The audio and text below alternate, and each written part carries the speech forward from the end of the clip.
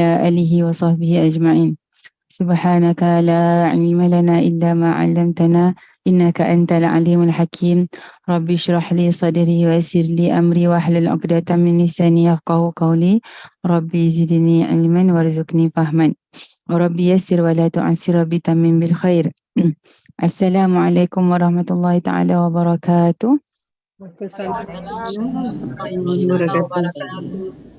Alhamdulillah, Alhamdulillah, Alhamdulillah. Segala puji bagi Allah yang telah memberikan kita kesempatan waktu, berikan kita taufik dan hidayahnya. Alhamdulillah dapat kita berpagi-pagian dalam majlis ilmu, dalam majlis yang baik seperti ini.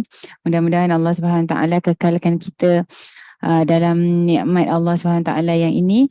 Mudah-mudahan Allah SWT rasakan kita kelazatan duduk dalam majlis ilmu, sentiasa rindu untuk duduk dalam majlis ilmu dan sentiasa istiqamah dalam menghadiri majlis-majlis yang baik seperti ini, agar insya-Allah di akhirat nanti kita mendapat kebaikan dan manfaat daripadanya, insya-Allah. Amin amin ya rabbal alamin. Dan insya-Allah seperti biasa kita akan mulakan dulu dengan niat dan juga selawat tabibiyah, insya-Allah. Bismillahirrahmanirrahim. نوينا التعلم والتعليم والنفع والانتفاع والمذاكرة والتذكير والإفادة والاستفادة والحث على التمسك بكتاب الله وسنة رسوله صلى الله عليه وسلم والدعاء إلى الهدى ودلالة على الخير ابتغاء وجه الله ومرضاته وقربه وثوابه سبحانه مع الطف والعافية وصلاح العاقبة برحمتك يا أرحم الراحمين. اللهم إنا نسألك العلم اللدني والمشرب صافي الهنية وهاب يا غني. اللهم إنا نسألك العلم اللدني والمشرب صافي الهنية وهاب يا غني. اللهم إنا نسألك العلم اللدني والمشرب صافي الهنية وهاب يا غني. على هذه النية وعلى كل نية صالحة. الفاتحة.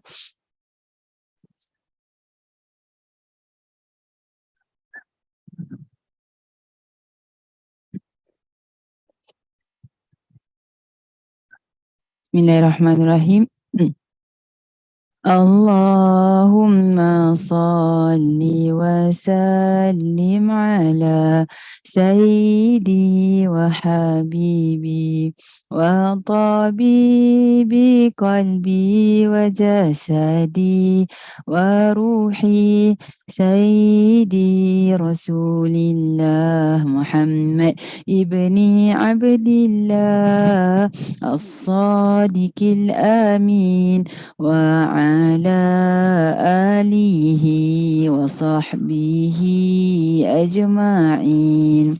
اللهم صل وسلم على سيدي وحبيبي وطبيب قلبي وجسدي وروحي سيدي رسول الله محمد ابن عبد الله الصادق الأمين وعلى آله وصحبه أجمعين. اللهم صل وسلم على سيدي وحبيبي وطبيب قلبي وجسدي وروحي سيدي رسول الله محمد ابن عبد الله الصادق الأمين وعلى آله وصحبه أجمعين.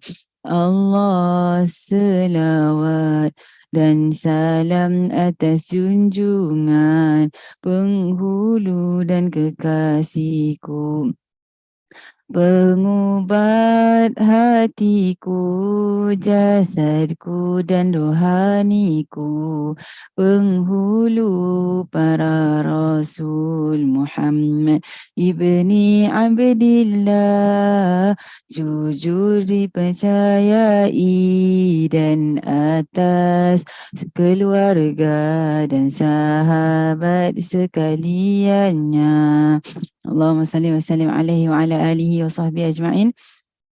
Alhamdulillah, segala puji bagi Allah telah memberikan kita umur yang panjang, umur yang berkat. Alhamdulillah kita sekarang berada dalam bulan Jamadil Akhir ataupun Jamadil Thani dalam bulan-bulan Islam, iaitu salah satu daripada bulan-bulan yang mulia dan bulan-bulan yang istimewa untuk bagi siapa yang di dalam hati-hatinya kenal dan cinta akan Nabi Muhammad SAW dan keluarga baginda Nabi Muhammad SAW, maka ketahuilah kita bahawasanya bulan Jamadil Akhir ini atau bulan Jamadil Thani ini merupakan di antara bulan yang istimewa untuk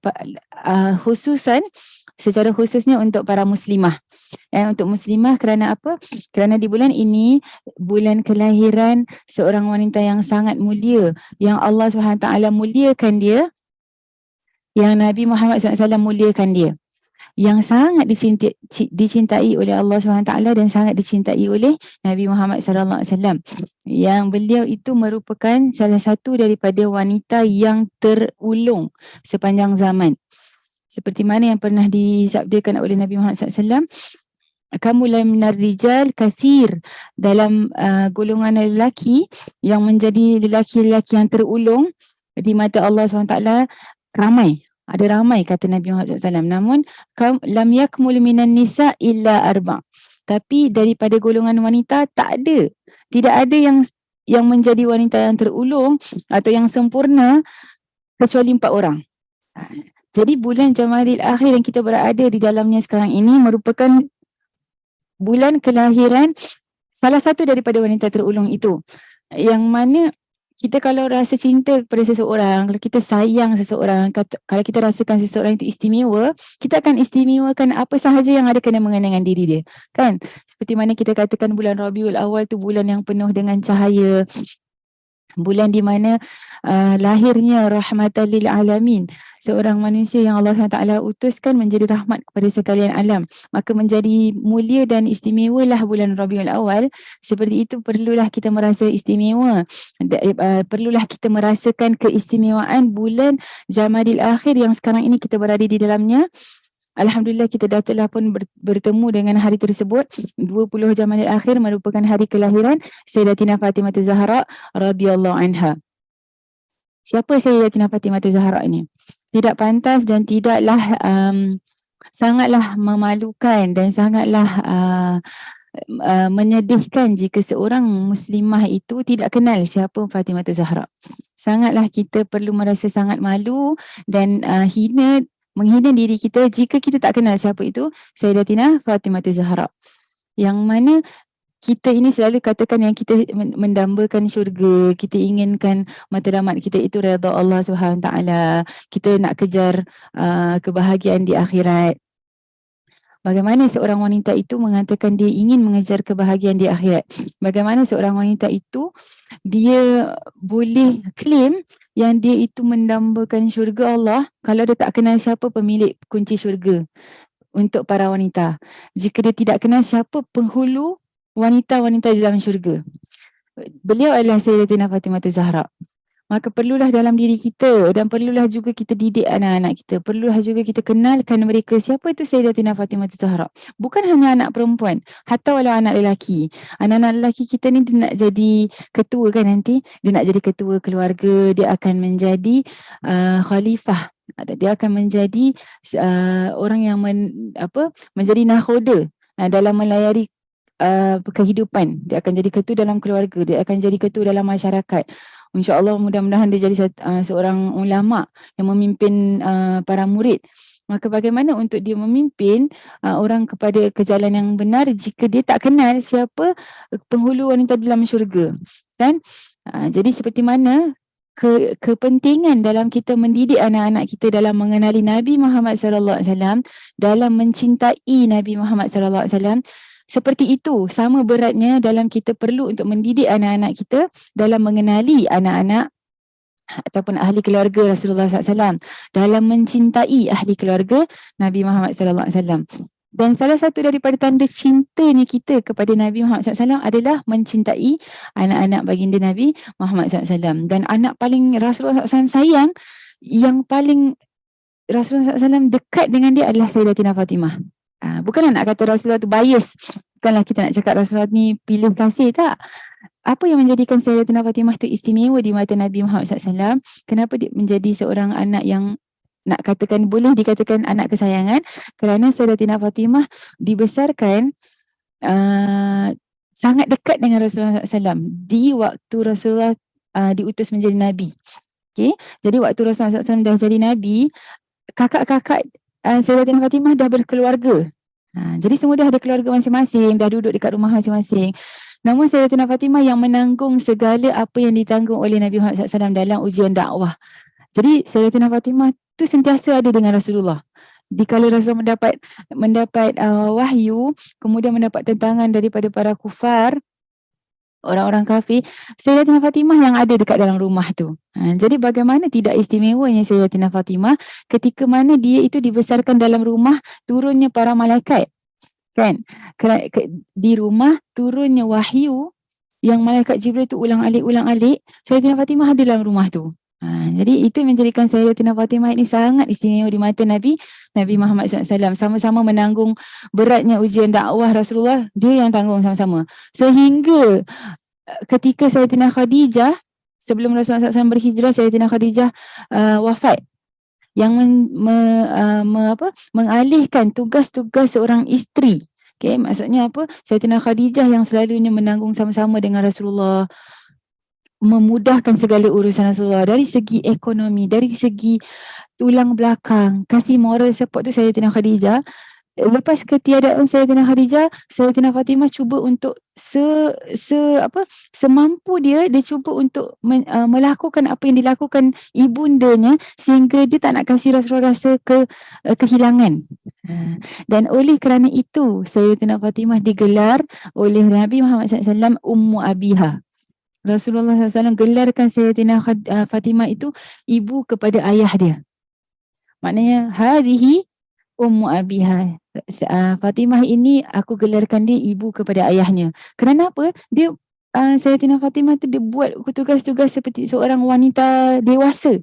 Sedangkan ketika itu dia belum lagi cukup dewasa untuk melakukan perkara tersebut, namun dia ganti tempat mak dia. Dia masak untuk Nabi. Dia uruskan pakaian Rasulullah SAW. Dia akan selalu kasih support, moral support, kata-kata perangsang kepada Nabi Muhammad SAW sehingga dia tak nak kasih Rasulullah rasa kehilangan, kekosongan pun atas ketiadaan seorang isteri. Atas gelaran Ummu Abiha itulah Rasulullah SAW muliakan Sayyidatina Fatimah tanpa maksudnya tiada wanita lain yang mendapat kemuliaan tersebut. Tiada, hatta walau anak-anak Nabi yang lain, hatta walau isteri-isteri Rasulullah tak pernah dapat kemuliaan tersebut. Kerana apa yang digelarkan Nabi Muhammad SAW kepada beliau, Ummu Abiha, para rawi selalu mengatakan, dalam riwayat mengatakan Sayyidina Rasulullah SAW ketika duduk dalam satu majlis atau dalam dekat rumah ke apa, kalau Sayyidina Fatimah datang, ini diriwayatkan oleh ramai para sahabat dan diriwayatkan juga oleh Sayyidatina Fatimah. Bila mana Rasulullah duduk dalam satu majlis, duduk kan, nanti datang Sayyidatina Fatimah, Rasulullah akan diri. Apa sahaja majlis tersebut, tengah duduk berhadapan dengan para sahabat ke, tengah cakap dengan para sahabat ke, Sayyidatina Fatimah datang je masuk, Rasulullah diri. Seorang ayah diri untuk anaknya akan sambut kedatangannya dengan mengucup di tengah-tengah dahi ataupun in between dua kening ini. Kemudian akan iring Sayyidatina Fatimah duduk tempat duduk Nabi Muhammad SAW. Rasulullah SAW tadi duduk, mestilah ada tempat yang special kan. Kalaulah misal kata majlis itu majlis bukan kat rumah, mesti untuk Nabi Muhammad SAW diorang letakkan alas ke apa kan. Rasulullah SAW kalau ada Sayyidatina Fatimah je, dia dudukkan Sayyidatina Fatimah dekat tempat duduk tersebut. Specialnya Sayyidatina Fatimah sehingga kan Rasulullah SAW menjadikan rumah Sayyidatina Fatimah itu bersebelahan dengan Rasulullah di Madinah, sehingga kan senang untuk Rasulullah ulang-alik melihat ataupun menjenguk Sayyidatina Fatimah dan cucu-cucu dia kan, cucu-cucu anak-anak Sayyidatina Fatimah, Hasan dan Husain. Jadi yang memisahkan antara rumah Nabi dengan rumah Sayyidatina Fatimah itu hanyalah satu tembok yang kemudiannya ada jendela. Rumah Nabi Muhammad SAW dengan rumah Sayyidatina Fatimah dekat Madinah selepas berhijrah itu bersebelahan. Maksudnya kalau tak keluar rumah pun Rasulullah dengan Sayyidatina Fatimah boleh keep communicate each other sebab ada dalam rumah tu ada jendela. Tak perlu untuk keluar, lepas tu pergi dekat pintu masak. Maksudnya boleh, tak payah keluar rumah pun boleh communicate dengan Sayyidatina Fatimah. Istimewanya Sayyidatina Fatimah di mata Nabi Muhammad SAW sehingga Sayyidatina Fatimah itu menjadi orang terakhir Rasulullah jumpa sebelum Rasulullah berlayar pergi mana-mana. Kan lepas penjadi Nabi bila dah dekat Madinah, nanti Rasulullah nak berlayar kat mana, pergi mana-mana, mesti the last person Rasulullah jumpa Sayyidatina Fatimah. Lepas tu nanti pergi masjid, solat sunat safar, lepas tu pergi berlayar. And the first person Rasulullah jumpa bila Rasulullah balik. Jadi bila Rasulullah nak berlayar, nanti Rasulullah wadak lah ataupun berjumpa farewell isteri-isteri Nabi kan. Tapi the last person mesti Sayyidatina Fatimah. Nanti bila balik Madinah, the first house yang Rasulullah akan jumpa is Sayyidatina Fatimah. Tak cari dulu isteri-isterinya, tak pergi cari Sayyidatina Aisyah dulu, tak pergi cari Sayyidatina Ummu Salamah dulu, tak pergi cari Sayyidatina Hafsah, tak, cari Sayyidatina Fatimah dulu. Dah jumpa, dah hilang rindu apa, baru jumpa isteri-isteri baginda Nabi Muhammad SAW. Istimewanya Sayyidatina Fatimah di mata Allah juga, hingga kan Sayyidatina Fatimah itu menjadi ahli keluarga Rasulullah yang pertama menyusul Nabi Muhammad SAW dalam kewafatan. Kerana Allah Subhanahu Wa Taala pun tahu nanti Sayyidatina Fatimah dia tak boleh hidup punya tanpa ayahandanya. Mesti dia susah nak hidup. Sehingga Allah izinkan Nabi Muhammad SAW memberi khabar. Kan? Wahai Muhammad, kasih khabar dekat dia supaya dia tak akan rasa berat dalam hidup dia setelah kewafatanmu. Rasulullah SAW ketika sebelum wafat, Rasulullah SAW ini diriwayatkan sendiri oleh Sayyidatina Aisyah. Rasulullah SAW sakit berat sebelum wafat tu dekat rumah Sayyidatina Aisyah. Okay. Jadi Sayyidatina Aisyah ni diriwayatkan perkara ni. Dia kata apa? Sebelum Rasulullah SAW wafat, maknanya dah sakit kuat dah. Dah sangat kuat sakitnya. Datang Sayyidatina Fatimah dengan keluarganya. Kemudian nangis. Sayyidatina Fatimah nangis. Wahai ayahandaku, betapa sakitnya diri engkau. Dia rasa sakit. Mesti dia rasa sakit. Kan? Mesti dia rasa sakit apa yang dirasakan oleh Nabi Muhammad SAW atas relationship mereka yang sangat kuat tu, sehingga Sayyidatina Fatimah rasa sakit. Jadi menangis dia lihat akan sakitnya Nabi Muhammad SAW. Rasulullah SAW tu sakit nak wafat, bukan sakit macam orang biasa tau. Kita dengar kalau kita baca sejarah, Rasulullah wafat pasal apa? Pasal demam. Okay. Sakit Rasulullah sebelum wafat tu demam. Dan tapi demamnya Nabi tu bukan demam macam demam kita. Kan? Demam kita tu, yakni kita demam pun kita dah rasa sakit, satu badan dah tak boleh bangun kan. Tapi Rasulullah punya demam tu sehingga ahli keluarga Rasulullah meriwayatkan ketika mereka mengambil sehelai kain untuk tuam, kan kita tuam kan. Jadi ambil kain, basahkan, letak, tak sampai 1 minit kering kain tu. Apa maksud dia? Panas sangat Nabi Muhammad SAW.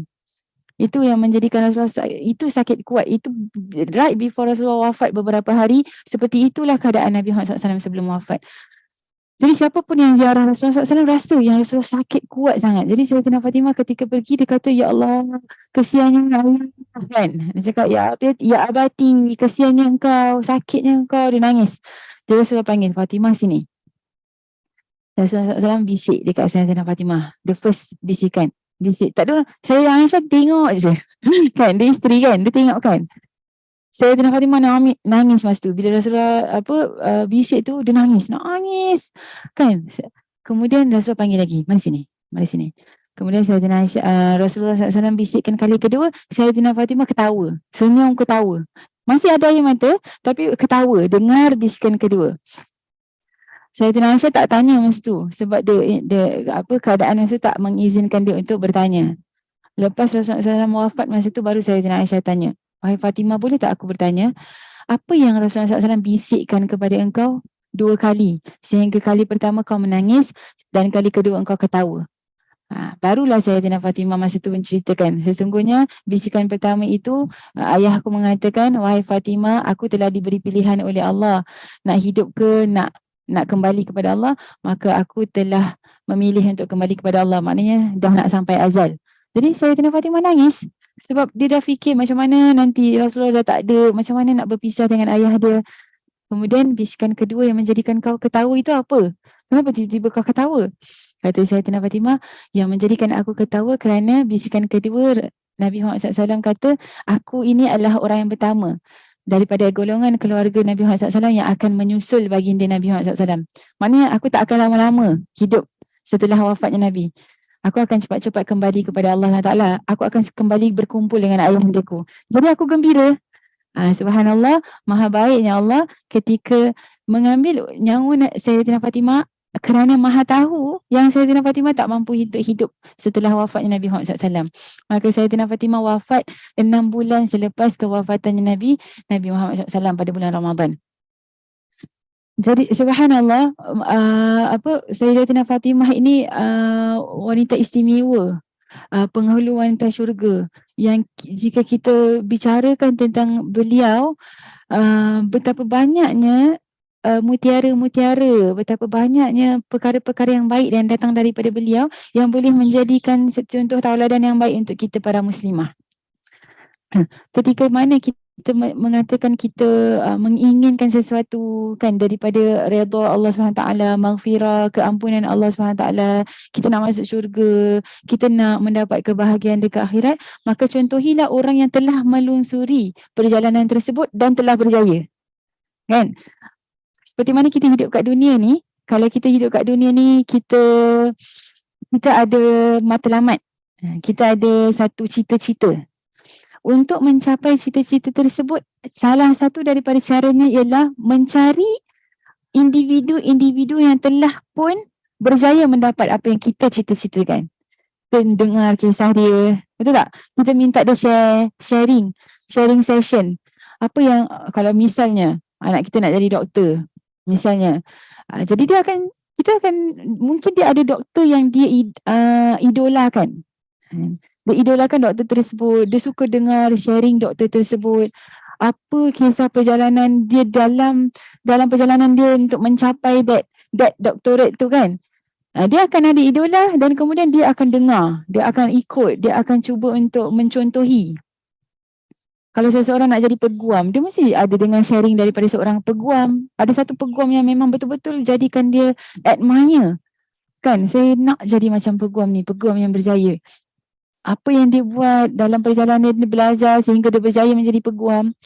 Sama juga bila kita menjadi muslimah, bila kita kata kita nak menjadi muslimah yang berjaya dekat akhirat, ketika kita mengatakan kita ingin menjadi muslimah yang Allah redha, ketika kita kata kita ingin menjadi muslimah yang mengidamkan kehidupan dekat syurga dengan Nabi Muhammad SAW, kita perlu dengar kisah-kisah orang yang telah pun berjaya. Maka salah satu manusia yang paling kita boleh mengambil iktibar dan mengambil contoh tauladan daripada beliau adalah Sayyidatina Fatimah Az-Zahra. Beliau telah melungsuri kehidupan di dunia ini sebagai seorang muslimah, sebagai seorang hamba Allah wanita, sebagai seorang anak perempuan, sebagai seorang isteri, sebagai seorang ibu. Maka kita sedang melungsuri perkara tersebut. Kita sedang menjadi seorang isteri, kita muslimah, kan? Kita ada tugas kita sebagai hamba Allah.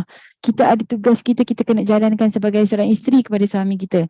Kita merupakan seorang ibu kepada anak-anak kita. Dan Sayyidatina Fatimah itu adalah contoh tauladan yang paling baik untuk kita mengambil contoh daripadanya sepanjang zaman. Kisah-kisah yang menjadikan Sayyidatina Fatimah itu manusia yang terulung, wanita terulung sepanjang zaman, yang menjadikan dia wanita yang berjaya sehingga ke akhirat, itu mengambil masa hanya 28 tahun sahaja.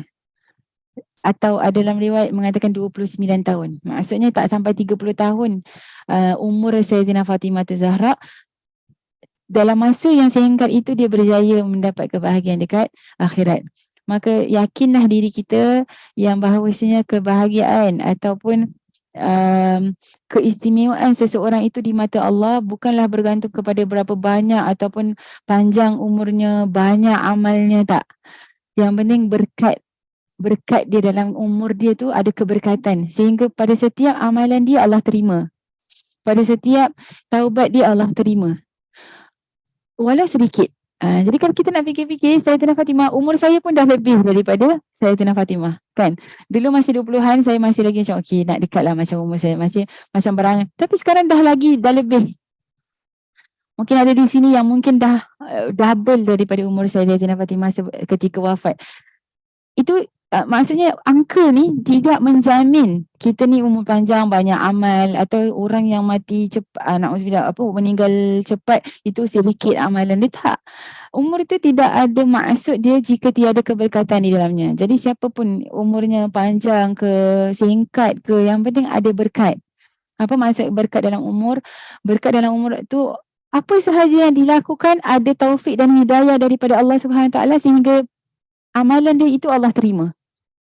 Jika dilakukan amal yang baik, Allah terima. Ketika dia tersilap, kan? Ketika dia tersilap, kerana kita ni manusia. Rasulullah SAW dah kata dah, kullu ibnu Adam khata'. Semua anak Adam tu lakukan kesalahan. Tak ada orang yang satu hari dia tak buat kesalahan. That is what you lah, kan? Memang manusia tu memang hari-hari buat salah. Rasulullah kata, kullu ibnu Adam khata'. Wa khairul khata'in at-tawwabun. Tapi sebaik-baik orang yang melakukan kesalahan adalah orang yang bertaubat kepada Allah SWT. Macam mana kita nak nilai keberkatan umur seseorang?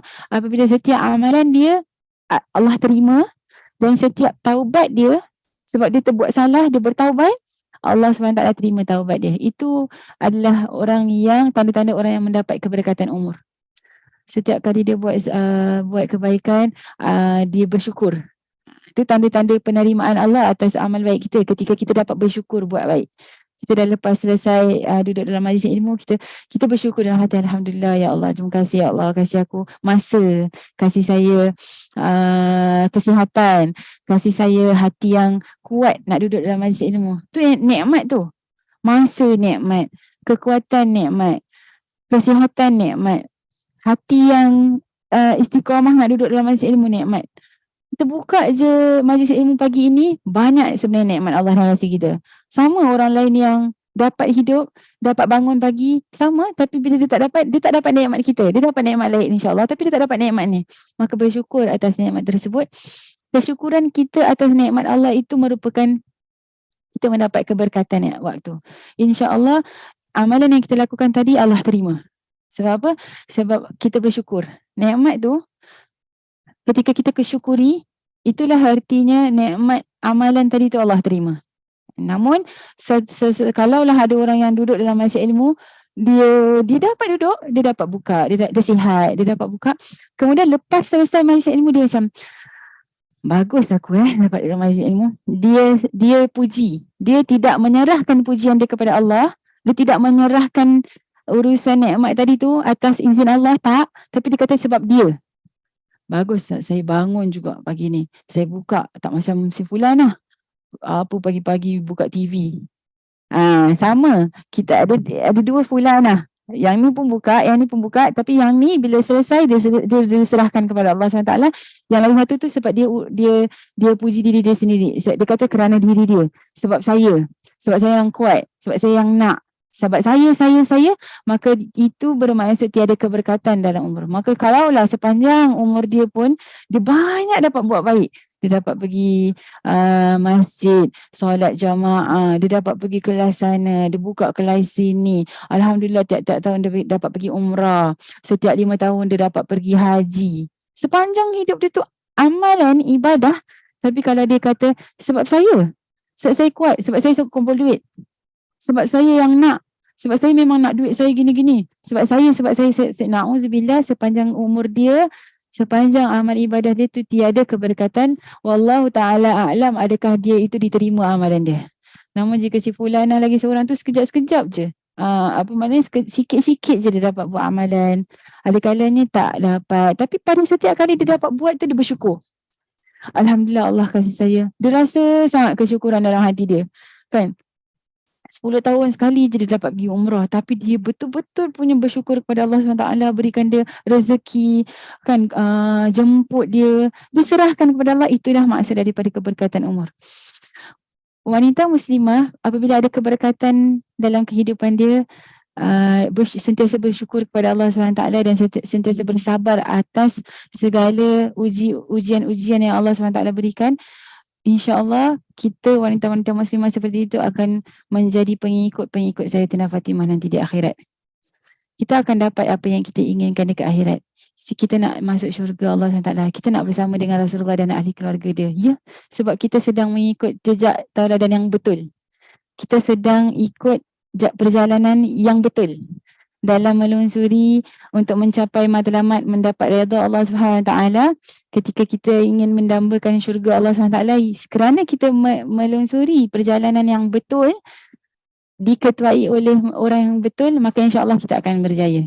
Kan? Kita tak kata kita akan sama dengan beliau, betapa jauhnya kita dengan beliau, tapi kerana kita ikut jejak langkah beliau, sedikit sebanyak kita ikut jejak langkah beliau, maka insya-Allah kita akan bersama-sama dengan beliau di akhirat. Sebelum lagi masuk syurga, way before kita masuk syurga, Allah akan tunjukkan keistimewaan dia.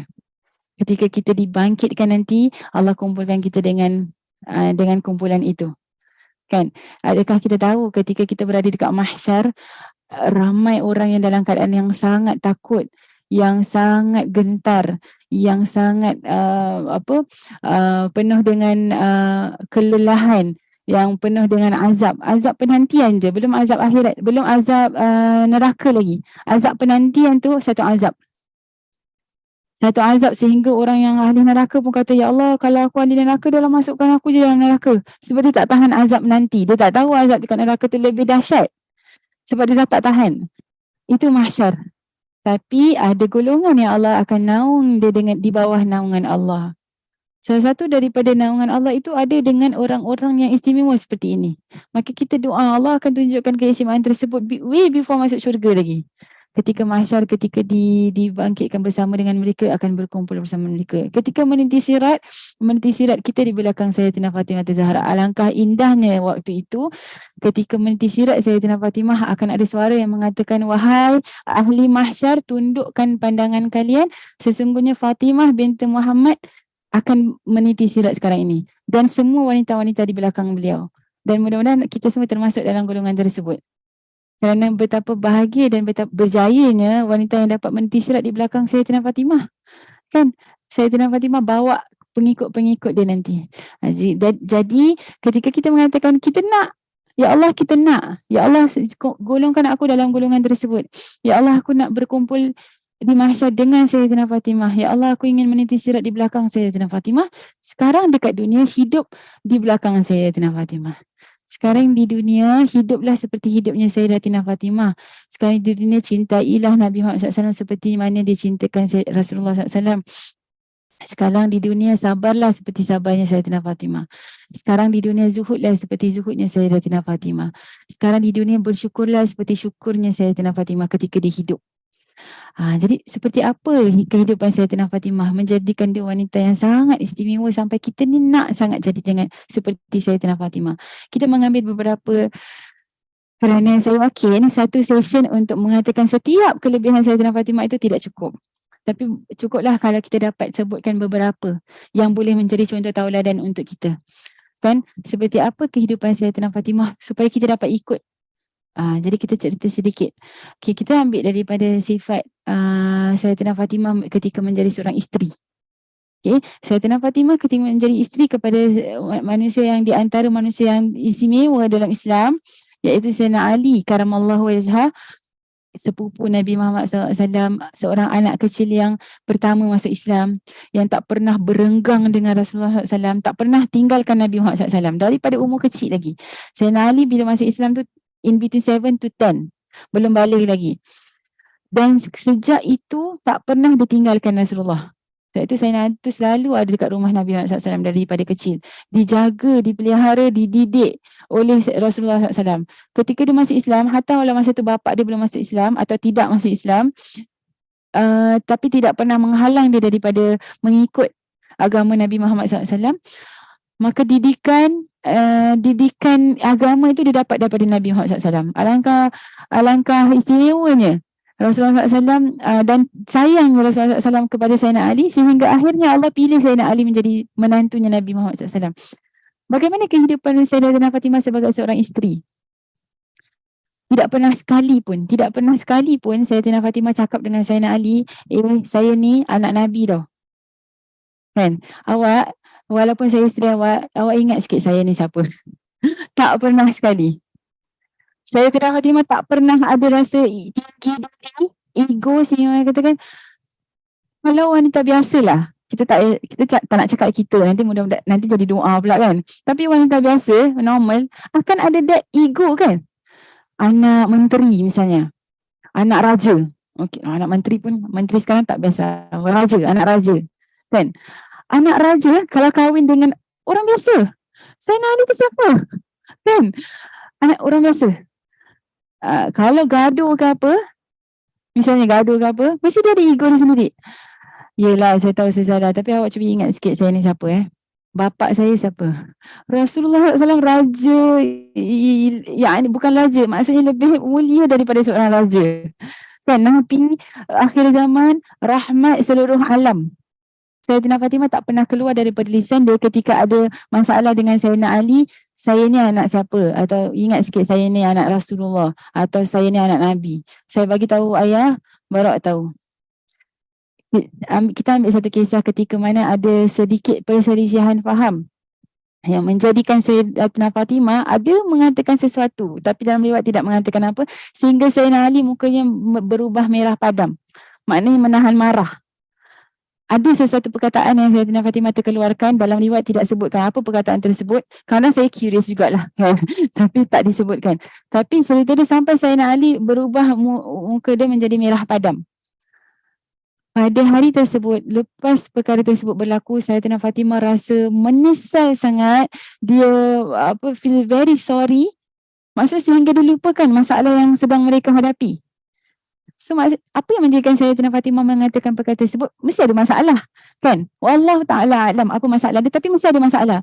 Tapi the moment dia nampak muka suami dia macam tu, dia terus rasa menyesal, dia rasa sorry sangat, maka dia minta maaf dengan Sayyidina Ali. Dia cakap, wahai suamiku minta maaf. Dia keep on doing that. Sayyidina Ali masa tu masih diam lagi. Diam je. Sehingga dia tak dengar mulut Sayyidina Ali mengatakan, saya maafkan. Sayyidina Fatimah keep on minta maaf dengan Sayyidina Ali sambil menghiburkan Sayyidina Ali dengan cara apa? Dia pusing-pusing. Dia mengelilingi Sayyidina Ali. Dia macam tawaf. Itu cara dia pujuk. Kan, wallahualam mungkin dia bernyanyi ke apa yang ni, tapi mulut dia cakap sorry. Kan, sorry suamiku, kekasihku, cinta hatiku. Dia pusing. Tak tahu berapa kali pusingan sampai Sayyidina Ali dia sendiri geli hati. Maksud apa? Terpujuk lah. Sebenarnya Sayyidina Ali pun tak sampai hati. Ya Allah, yang tengah buat ni, yang tengah cakap sorry ni anak Nabi. Walaupun dia isteri aku, dia anak Nabi. Sampai saya nak cakap, ya dah sudah, aku maafkan. Sampailah selesai. Masalah tadi tu dah dilupakan. Kan? Masalah yang tadi menjadikan Sayyidatina Fatimah ada terkeluar satu perkataan tu, dah terlupa dah. Sayyidatina Fatimah minta maaf, Sayyidina Ali minta maaf. Rasulullah SAW tu macam mana bila tahu benda tu? Keesokan harinya Rasulullah panggil Sayyidatina Fatimah. Tak ada orang bagi tahu tau. Okay, Sayyidina Ali pun tak bagi tahu. Ni kan masalah rumah tangga. Rasulullah kata, wahai Fatimah, aku tahu apa yang kau lakukan semalam. Dan ketahuilah yang Allah redha dengan apa yang kau lakukan semalam. Wahai Fatimah, ketahuilah, kalaulah engkau mati semalam, sebelum Ali maafkan engkau. Ketahuilah engkau, wahai Fatimah, kalaulah semalam, sebab lepas kau gaduh tu, kalaulah kau mati dalam keadaan kau tidur, Ali belum maafkan kau, percaya yang aku tidak akan solatkan jenazah kau. Rasulullah SAW tu claim Sayyidatina Fatimah anak kesayangan tau. Rasulullah cakap apa? Fatimah bid'atun minni. Fatimah adalah sebahagian daripada aku. Anything that makes happy, make me happy. Apa je yang menggembirakan Fatimah, gembirakan hati aku. Apa yang menyakitkan hati Fatimah, menyakitkan hati aku. Tapi Rasulullah ancam Sayyidatina Fatimah macam tu. Kata apa? Wahai Fatimah, kalaulah kau mati sebelum kau mendapat redha dan maaf suamimu, aku tak akan salatkan jenazahmu. Apa yang kita boleh pelajari daripada sini, wahai muslimah? Yang kita boleh pelajari daripada sini, kasih sayangnya Rasulullah itu bukanlah kasih sayang yang tidak bertempat. Rasulullah sayang Sayyidatina Fatimah, ya. Tapi kalaulah kasih sayang itu membawa kepada kemurkaan Allah, Rasulullah tak akan buat sedemikian. Sebab itu Rasulullah ancam, walaupun saya sayang awak, walaupun ayah sayang awak, tapi kalau awak mati ataupun awak ini tidak cari kemaafan dan keredaan suami, ayah tak akan solatkan jenazah awak. Seorang Nabi cakap macam tu. Rasulullah pernah cakap lagi sekali apa, lagi dalam cerita riwayat, Rasulullah kata apa? Kalaulah Fatimah bintu Muhammad dilihat mencuri, pasti akan aku potong tangan dia. Kan, mana ada seorang ayah tu dia tergamak nak sakiti hati dia, lagi-lagi anak kesayangan dia. Tapi untuk menegakkan hukum Allah. Maknanya Rasulullah nak cakap di sini, aku sayang, aku cinta. Tapi kasih sayang dan cinta aku bukanlah kasih sayang tidak bertempat. Berapa banyak cerita-cerita sekarang ni kalau kita tengok, mudah-mudahan hanya menjadi cerita-cerita dongengan. Tapi berapa banyak yang kita nampak keluarga cuba appeal untuk ahli keluarga dia, tak nak kasih ahli keluarga dia mendapat hukum atas kesalahan dia. Kesian, pasal kesian. Lagi-lagi kalau dia tu ada kedudukan, pangkat, dia try habis-habisan untuk supaya nanti kita dengar lah, oh ni sebab dia ni anak dia ni, sebab tu dia tak kena macam mana orang biasa kena. Tapi Rasulullah tak macam tu. Dalam menghidupkan hukum Allah SWT, Rasulullah tak tengok siapa. Sehingga Rasulullah kata, kalaupun Fatimah binti Muhammad yang mencuri, akan aku potong tangan dia. Itu erti kasih sayang Nabi Muhammad SAW. Mengutamakan hukum Allah SWT. Jadi, kisah tadi, Rasulullah kata apa? Yes, betul saya Nabi. Betul awak anak Nabi. Tapi kalau engkau, walaupun engkau ni Fatimah, engkau anak aku, ketika aku mengatakan kau wanita penghulu syurga, itu tidak menjadikan engkau boleh lebih tinggi daripada suamimu.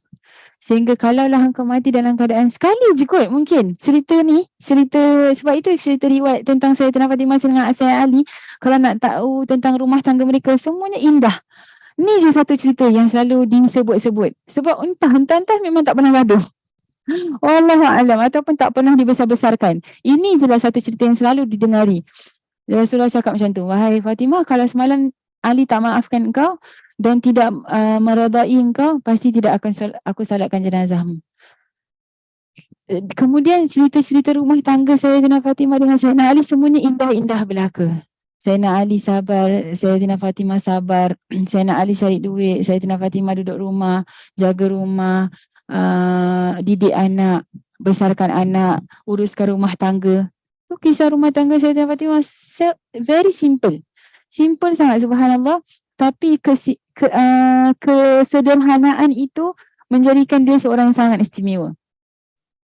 Kehidupan Sayyidina Fatimah tak degah macam keluar wanita Allah SWT berkerjaya, business woman, tak. Sayyidina Fatimah suri rumah tangga, hanya duduk di dalam rumah, besarkan anak, uruskan rumah, dan uruskan rumah dengan penuh kepayahan. Bukan macam kita uruskan rumah tapi ada mesin basuh, uruskan rumah ada gas masak, uruskan rumah tapi ada vacuum. Tak, Sayyidina Fatimah uruskan rumah semua dengan tangan dia sendiri. Sayyidina Fatimah penghulu wanita syurga, ya betul. Adakah tangan Sayyidina Fatimah ni tangan yang lembut? Adakah tangan Sayyidina Fatimah ni macam kita yang kita jaga pakai lotion? Bila kita kata Sayyidina Fatimah ni cantik, indah, rupawan, keindahan dia diambil daripada keindahan Nabi Muhammad SAW. Adakah keistimewaan tersebut menjadikan kita bayangkan Sayyidina Fatimah tu orang yang every single, kalau kita baca Syama'il, Rasulullah SAW tangan dia lembut, kan? Tangan lembut, macam lebih lembut dari kapas. Bukan macam kapas, lagi lembut daripada kapas. Adakah Sayyidina Fatimah macam tu? Tidak. Kalau kita pegang tangan ataupun riwayat yang mengatakan kalaulah disentuh tapak tangan Sayyidina Fatimah, dan saya akan menangislah. Kerana apa? Kerana tapak tangan Sayyidina Fatimah yang sangat kasar dan ada kesan-kesan luka. Tangan Sayyidina Fatimah kasar, ada kesan-kesan luka. Apa erti dia? Ertinya yang Sayyidina Fatimah buat kerja rumah sendiri. Bukan buat kerja rumah macam kita je, pegang sapu, kan? Pegang galah, ataupun just pegang vacuum punya tangkai tu, bukan. Sayyidina Fatimah yang buat kerja rumah apa? Pergi angkat air daripada perigi, angkat sendiri. Okay, angkat sendiri, tak ada troli. Tak ada binatang yang tolong angkat, tak ada. Sayyidina Ali nak dapatkan anak dia makan 1 biji kurma pun kena kerja hari tu. Untuk dapatkan sebiji kurma, 1 untuk Sayyidina Hasan, 1 untuk Sayyidina Husin. Kena keluar dulu pergi kerja. Macam mana nak ada binatang yang tolong Sayyidina Fatimah angkat? Tak ada. Sayyidina Fatimah angkat sendiri air tu daripada pergi sampai ke rumah. Sampailah berbekas di bahunya. Kan berbekas dekat sini. Tangannya sampai luka. Dah sampai rumah tak boleh relax. Kena uli tepung. Kan? Kena masak. Kena cari kayu untuk hidupkan api. Itu semuanya dilakukan sendiri. Itu menjadikan Sayyidina Fatimah tangan dia kasar dan ada kesan-kesan luka. Sampailah Sayyidina Ali tu merasa sangat kesian kepada Sayyidina Fatimah sehingga merayu. Sebenarnya mereka bukanlah orang yang suka mengeluh ataupun merungut. Tak pernah. Tapi Sayyidina Ali tu tak sampai hati. Isteri dia sampai dilihat ada kesan luka ataupun kesan merah dekat badannya. Kemudian tangan sampai luka-luka. Jadi Sayyidina Ali tak sampai hati. Wahai Fatimah, pergilah pujuk Nabi. Pujuklah ayah kau. Kan, aku lihat tadi siang ada ada rombongan yang datang membawa banyak hadiah dan di antara hadiahnya itu adalah hamba-hamba wanita. Jadi mintalah Rasulullah 1 untuk jadikan pembantu. Kan? Bukanlah kita nak hamba-hamba sebab suka-suka, tak. Supaya dia boleh bantu kau, supaya ringankan beban kau. Sayyidina Fatimah cakap tak nak, saya malu. Kan? Tapi dipujuk-pujuk oleh Sayyidina Ali sehingga Sayyidina Fatimah itu bukanlah isteri yang degil.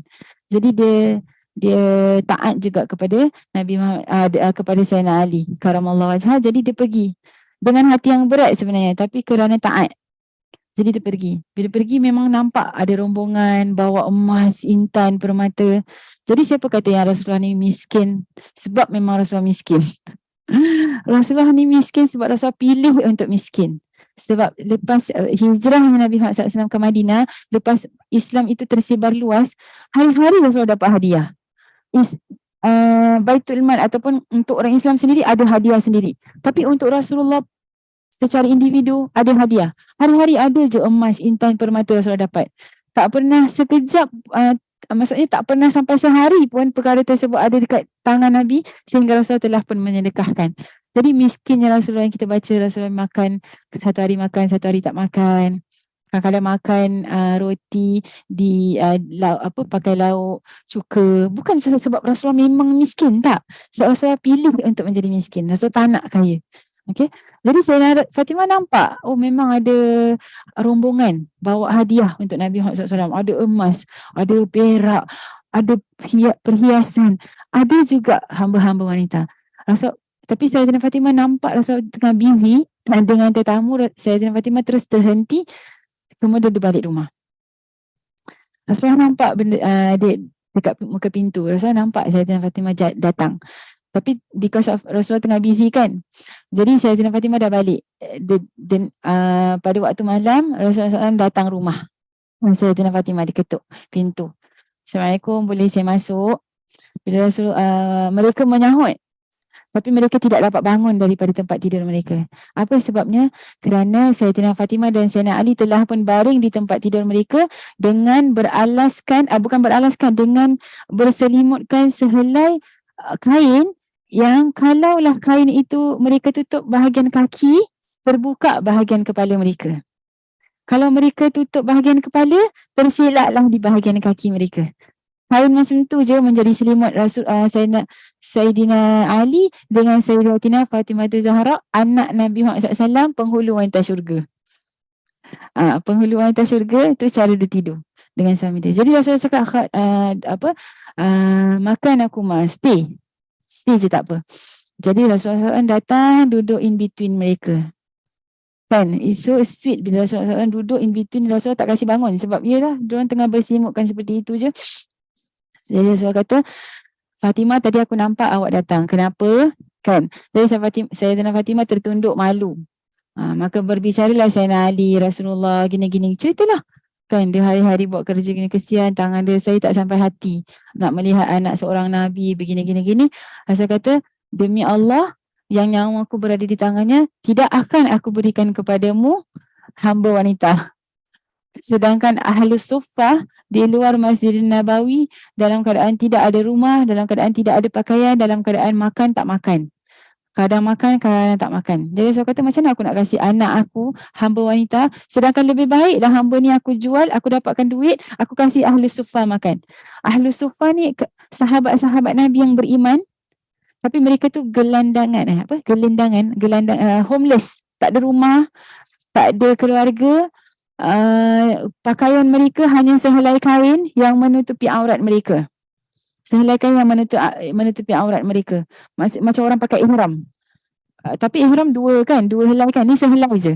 Tutup bahagian pinggang, terus tarik, letak dekat bahagian gini. Itu ahli sufa. Jadi Rasul bersumpah, ya demi Allah, saya tak akan berikan kepada engkau, wahai Fatimah, hamba wanita, sedangkan aku masih lagi ada. Tapi Rasul kata, tapi maukah kalian aku beri yang lebih baik daripada itu? Maka mereka kata nak. Jadi Sayyidatina Fatimah kata, Rasulullah sebut, wahai Fatimah, setelah selesai solat, bacalah subhanallah, alhamdulillah, Allahu akbar 10 kali. Dan setiap kali sebelum tidur, ni kita kena buat. Setiap kali sebelum tidur, bacalah subhanallah 33 kali, alhamdulillah 33 kali, Allahu akbar 34 kali.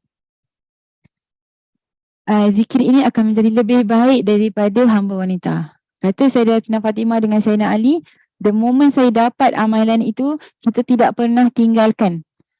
Tidak pernah tinggalkan sampai akhir hayat kita. Kata Sayyidina Ali, hatta walau aku berada di medan peperangan, saya akan baca juga zikir ni. Sayyidatina Fatimah kata, lepas saya amalkan zikir tu, saya tidak pernah merasa penat lagi. Tak pernah rasa penat. Jadi wanita itu amalan yang kita kena lakukan.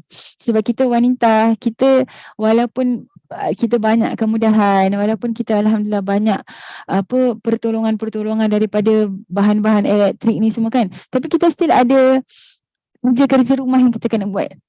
Dan kerana lemahnya diri kita kan, betapa tidak kuatnya kita sehingga kita kadang-kadang komplain. Wanita kita ada ada mesin basuh pun komplain banyaknya baju. Saya cakap tentang diri saya. Saya tahu kat sini semua insya-Allah rajin-rajin. Saya cakap tentang diri saya. Hari-hari nak komplain pasal baju. Sampai pernah cakap dengan suami saya, kalau lah ada baju pakai buang, biasa baju disposable, pakai buang. Tak payah nak cuci baju hari-hari. Macam malasnya subhanallah. Padahal ada mesin basuh. Bukannya nak pergi toilet, pergi basuh. Tak, masuk je mesin basuh, dia cuci, lepas tu. Tapi subhanallah, pasal kita ni tak kuat kan. Banyak je kita nak komplain. Jadi kerana kita ni ada tugas-tugas rumah yang kita kena buat, sama seperti Sayyidatina Fatimah, cari kekuatan daripada zikir-zikir macam ni. Percayalah, banyak macam mana pun kerja-kerja, insya-Allah kita tidak akan merasa letih sehingga menjadikan kita orang yang suka merungut. Kita akan dapat kekuatan seperti mana Sayyidatina Fatimah dapat kekuatan. Ini namanya zikir Fatimiyah. Okey. Itu kehidupan Sayyidatina Fatimah sebagai seorang isteri. Kita ambil tahu juga tentang keadaan kehidupan Sayyidatina Fatimah sebagai seorang ibu.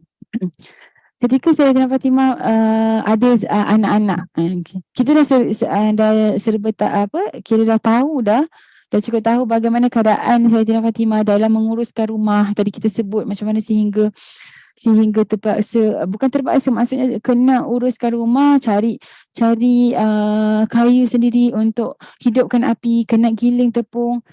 Ketahuilah kita, perkara-perkara tersebut dilakukan hatta walau ketika dua anak berada bersama dengan Sayyidatina Fatimah.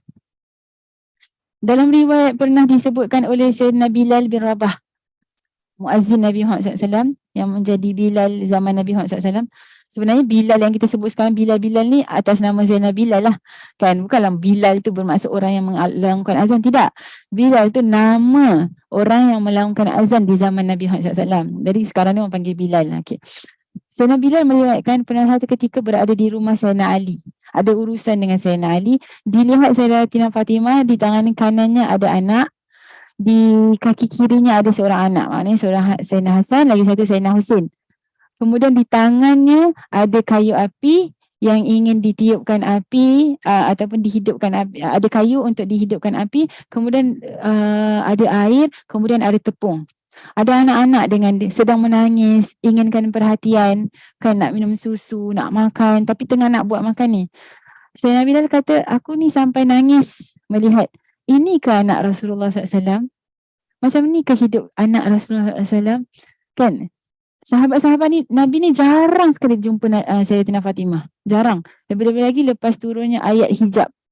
Ayat hijab tu maksudnya, wahai wanita-wanita muslimah, tutuplah diri kalian, pakailah hijab yang sehingga menutupi dada-dada kalian sehingga tidak dapat dilihat depan atau belakang kalian, ataupun tidak dapat dilihat zahir batin apa yang di dalam diri kalian. Jadi itu di antara maksud daripada ayat tersebut, wanita muslimah biarlah dirimu itu sentiasa tersembunyi lah, sentiasa tersembunyi. Jadi Sayyidatina Fatimah jarang dilihat keluar daripada rumah. Jadi bila Sayyidina Bilal ada dekat dalam rumah Sayyidina Ali, ada urusan dengan Sayyidina Ali, nampak Sayyidina Fatimah. Kemudian nampak cucu Rasulullah satu dekat sini, satu dekat sini, sehingga Sayyidina Bilal rasa kesian sampai menitiskan air mata. Jadi Sayyidina Bilal kata, ya binta Rasulillah, wahai anak Rasulullah SAW, wahai puteri Rasulullah SAW, dia offer pertolongan. Kasihlah aku buat kerja. Kasih anak supaya saya dapat pegang, ataupun awak jaga anak awak biar saya yang pegang. Tapi Sayyidina Fatimah tak izinkan. Kata sebab ini kerja saya. Ini bukan kerja awak, ini kerja saya. Maka dijaga anaknya dengan penuh kasih sayang, tak pernah biarkan dilepaskan. Tak pernah ada riwayat yang kata Sayyidina Hasan dan Sayyidina Husin berada di tempat lain, Sayyidatina Fatimah berada di tempat lain. Tidak. Mereka itu sentiasa bersama-sama. Walau keadaan rumah tu tak ada makanan pun, di situlah tempatnya Sayyidina Hasan dan Sayyidina Husin. Didikan Sayyidatina Fatimah dengan Sayyidina Ali kepada anak-anak mereka sehingga pernah diriwayatkan dan pernah diabadikan dalam Al-Quran. Allah SWT abadikan dalam Al-Quran dalam surah Al-Insan. Yang mana mereka itu dalam keadaan Sayyidina Hasan dengan Sayyidina Husin pernah sakit. Sayyidina Husin je sakit.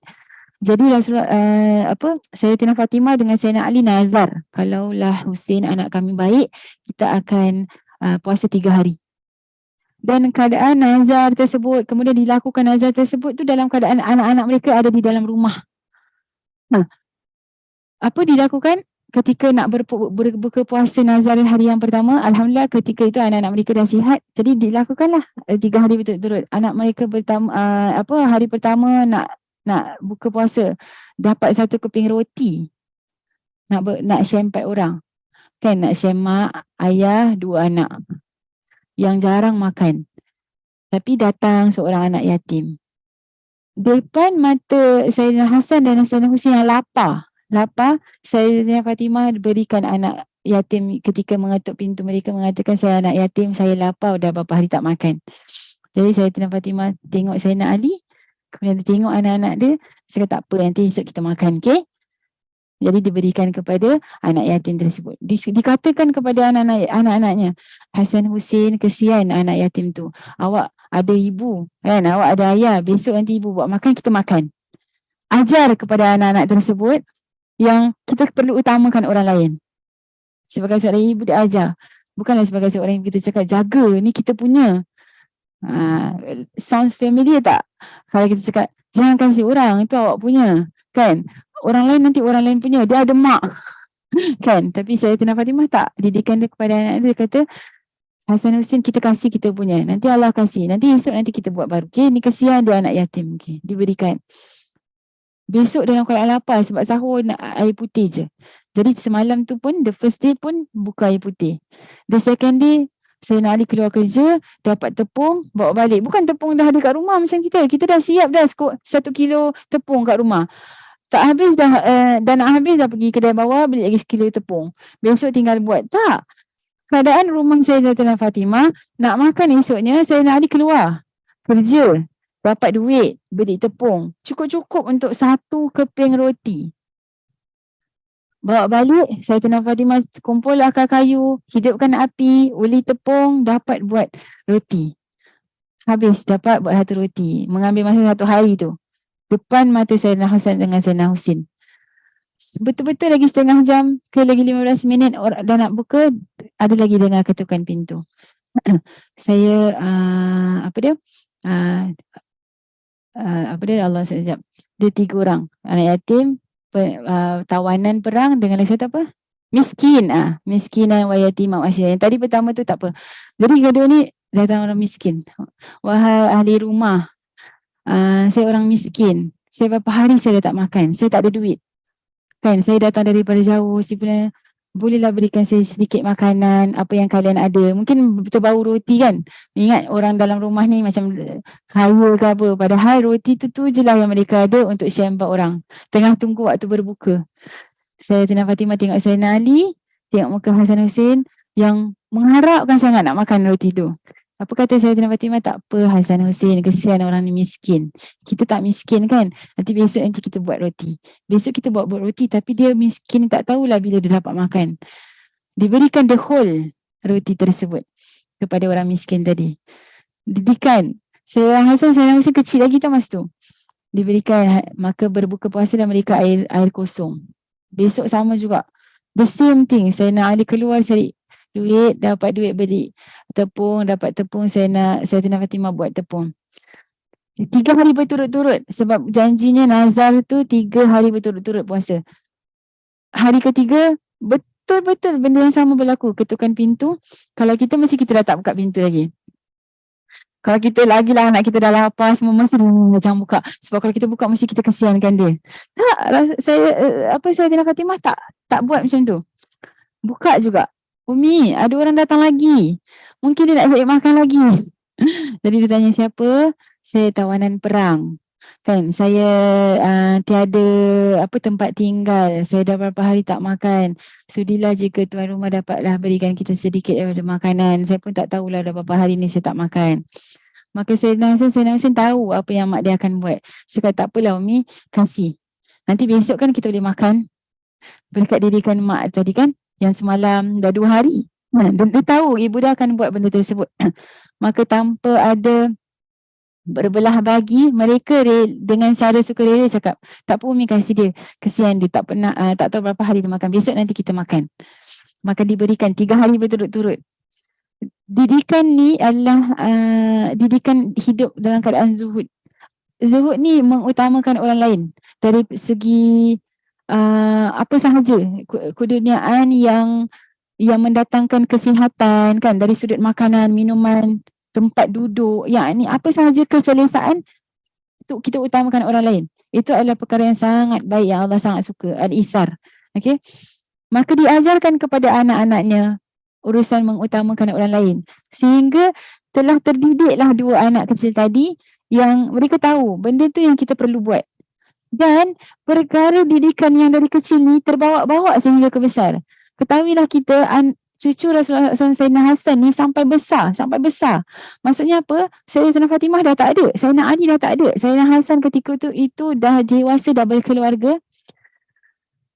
Ketika dia adalah digelar orang yang sangat menjaga kebajikan anak-anak yatim dan janda. Maksudnya apa? Orang-orang yang tiada suami.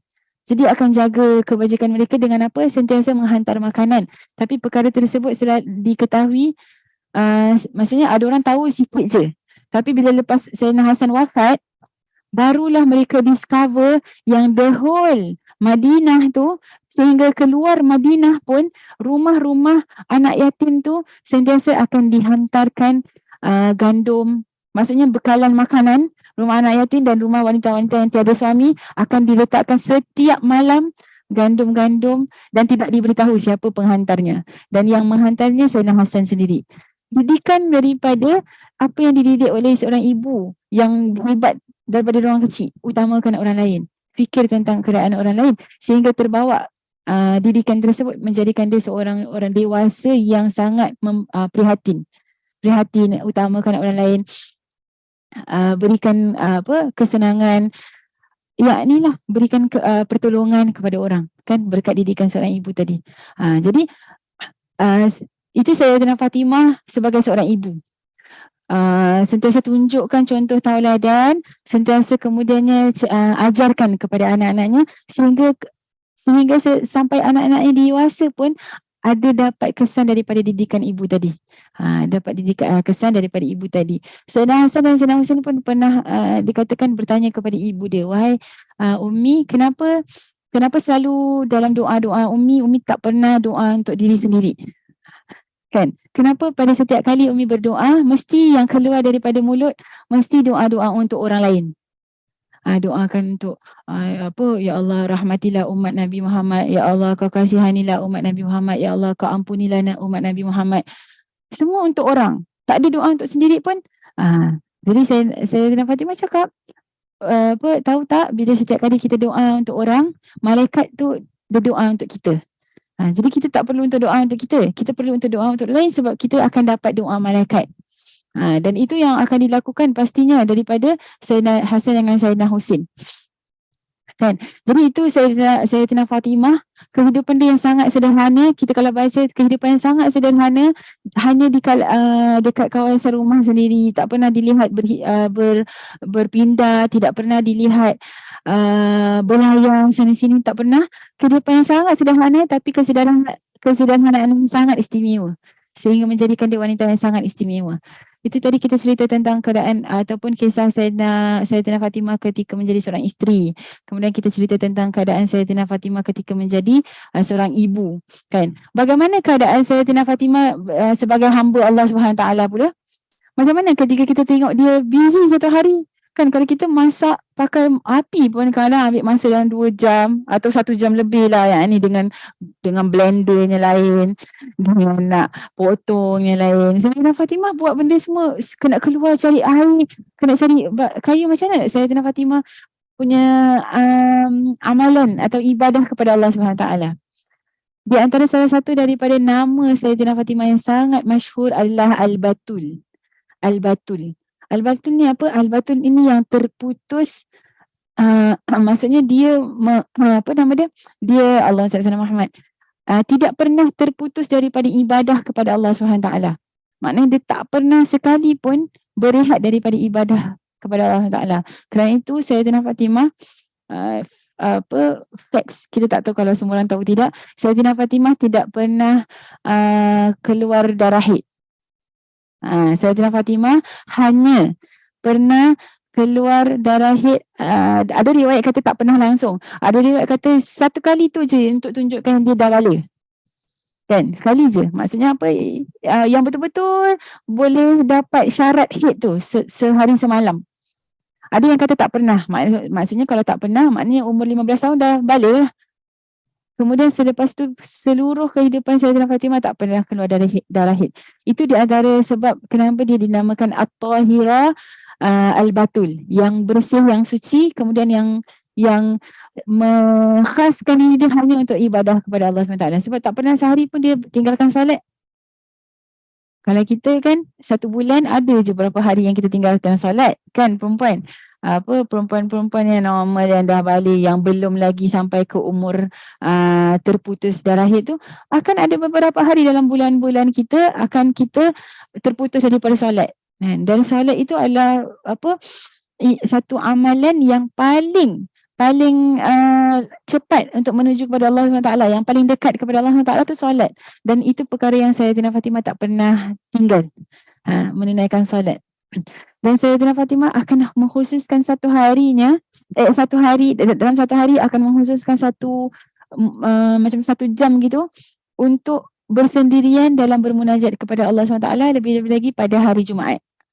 Lebih-lebih lagi pada hari Jumaat. Oleh kerana itu, kalau kita pernah dengar hari Jumaat waktu petang selepas asar, before maghrib, itu dinamakan Sa'ah Fatimiyah. Sebab Rasulullah pernah bersabda, pada hari Jumaat ada satu masa, kan, yang setiap doa di dalamnya akan Allah kabulkan. Rasulullah sabda seperti itu. Kemudian para sahabat melihat dan mengetahui yang Sayyidatina Fatimah sentiasa berkhalwah, bersendirian dalam bermunajat kepada Allah pada waktu asar sebelum maghrib. Qubail, kalau bahasa Arab tu Qubail, maknanya right before maghrib. Dalam 1 hour 45 minit before maghrib, Sayyidatina Fatimah akan duduk dalam bilik sedang bermunajat. Maka para ulama menafsirkan, ambil daripada perkara ni, waktu yang mustajab yang Rasulullah sebut tu lepas maghrib, asar, waktu asar hari Jumaat. Asar hari Jumaat tu yang paling Rasul yang paling berat, dekat situlah waktu yang Allah SWT kabulkan doa. kerana mengambil haluannya Sayyidatina Fatimah tu, every Jumaat mesti akan bersendirian bermunajat kepada Allah SWT pada waktu selepas asar. Kerana itu ada amalan kan yang disunahkan kita untuk lakukan, iaitu berselawat ke atas Nabi Muhammad SAW sebanyak 80 kali. Okay, 80 kali. Nabi Muhammad SAW kata apa? Siapa yang berselawat ke atasku 80 kali selesai asar, maksudnya selepas solat asar hari Jumaat, maka akan diampunkan dosa-dosanya selama 80 tahun. 80 tahun. Ada ulama mengatakan, bukanlah kita buat banyak kali ni, maknanya kita dah istiqamah, misalnya dah sebulan sebulan kita buat, sebulan punya buat 4 minggu tu 80 tahun, tak. Ulama kata, ada ulama yang mengatakan, satu Jumaat kita buat 80 tahun. Next week Jumaat kita buat plus another 80 tahun. Lagi satu week kita buat lagi 80 tahun. Maknanya 80 kali 3. Itu kalau 3 kali Jumaat lah. 80 kali 3 dah 24. 240 tahun. Siapa yang hidup sampai 240 tahun? Maha baiknya Allah dalam memberikan kebaikan dan kedermawanannya Allah SWT kepada kita umat Nabi Muhammad SAW. Allah tahu kita umat yang usia kita tak panjang, kemudian dah lah usia tak panjang, amalan penuh dengan kekurangan. Bukanlah usia tak panjang tapi rajin ibadah, tak. Allah tahu.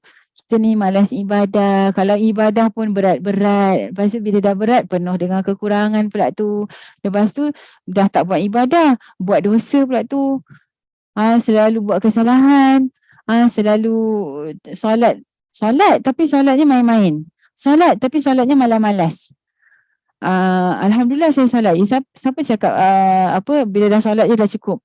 Allah dah kata dalam Al-Quran. Kan Allah sebut dalam Al-Quran, Allah kata wailul lil musallin. Ada satu ayat yang khas, Allah kata ada satu neraka atau satu kecelakaan di dalam neraka yang khas untuk orang-orang yang solat. Jadi siapa kata yang dah solat je dah selamat? Allah kata dalam Al-Quran wailul lil musallin, maka celakalah. Ada satu ulama tafsir mengatakan wail kat sini adalah satu tempat telaga yang sangat menakutkan dan menyakitkan di dalam neraka. Wail. Untuk siapa wail tu? Untuk orang-orang yang mendirikan salat. Tapi siapa? Orang-orang yang mendirikan salat dalam keadaan dia orang lalai. Alladzina hum fi salatihim sahun. Dia salat tapi dia lalai dalam salat dia. Apa maksud lalai dalam salat? Bangun nak pergi salat pun berat-berat. Malas-malas. Pukul 4.30 azan, pukul 6.30 nak dekat maghrib baru solat. Kan? Pukul 1 suku dah azan zuhur, pukul 4 baru nak solat zuhur. Tak ada darurat. Bukan dalam keadaan tak boleh solat. Ini lain cerita kalau orang yang tengah kerja yang memerlukan dia fokus. Macam orang kerja kat kilang kan. Dia tak boleh keluar daripada dia punya position. Kalau tidak rosak. Macam itu lain. Okay? Itu cerita lain. Ni cerita yang dia tak ada apa-apa. Tapi dia lambat-lambatkan solat. Dengar azan dia tidur. Itu sahun lah tu. Dia solat kan, dia bangun solat pukul 6.30 tu. Tapi bangun dalam keadaan malas-malas. Atau tunggulah nak dekat-dekat maghrib 6.45. Itu neraka wail tengah menanti dia. Apa lagi orang yang tak solat? Kan? Apa lagi keadaan orang yang tak solat, yang tinggalkan solat secara sengaja, yang memperlekehkan urusan solat. Jadi dahlah kita ni banyak dosa. Padahal solat itulah sebenarnya penghapus dosa kita. Tapi kita tak nak buat solat betul-betul. Allah tahu yang kita ni adalah umat yang gitulah. Banyak kekurangan dalam hidup kita. Tak solat pun solat main-main. Banyak buat dosa, banyak kesilapan. Jadi Allah kasih kita amalan-amalan yang kadang-kadang kecil. Tapi sebab Allah nak tutup kesalahan-kesalahan tu, Allah nak bagi kita kurniaan dia. Apa? Di antaranya tadi tu. Selawat Fatimiyah ataupun selawat lepas asar yang dilakukan oleh Sayyidatina Fatimah waktu petang asar tu, waktu Jumaat, hari Jumaat petang lepas asar tu Allah kata satu kali buat akan diampunkan dosa 80 tahun. Dosa-dosa di sini disebutkan dosa-dosa kecil. Okay, bukan dosa besar. Bukanlah maksudnya bagus juga macam tu. Saya tak solat satu minggu, hari Jumaat asar saya selawat 80 kali, ampun dosa. Tak. Sebab tinggalkan solat tu dosa besar. Okay, tinggalkan solat, berzina, mengumpat, minum arak, berjudi, merompak atau mencuri, mengadu domba, itu semua dosa besar. Itu semua tidak akan diampunkan dalam tadi punya hadis. Yang diampunkan tu dosa-dosa kecil. Kan dosa-dosa kecil, ya, maksudnya Allah ampunkan dosa kecil. Dosa besar perlukan taubat nasuha. Okey, jadi urusan lain. Jadi yang kita boleh amalkan di antara apa yang kita boleh pelajari daripada kisah Sayyidatina Fatimah dalam khaluahnya ibadahnya kepada Allah SWT adalah yang pertama tadi tu zikir Fatimiyah 33, 33, 34 sebelum tidur. Kemudian selawat 80 kali asar hari Jumaat. Okay, lepas asar hari Jumaat sebelum maghrib. Kan? Dan Alhamdulillah kita dekat perkumpulan ini kita ada bacaan burda.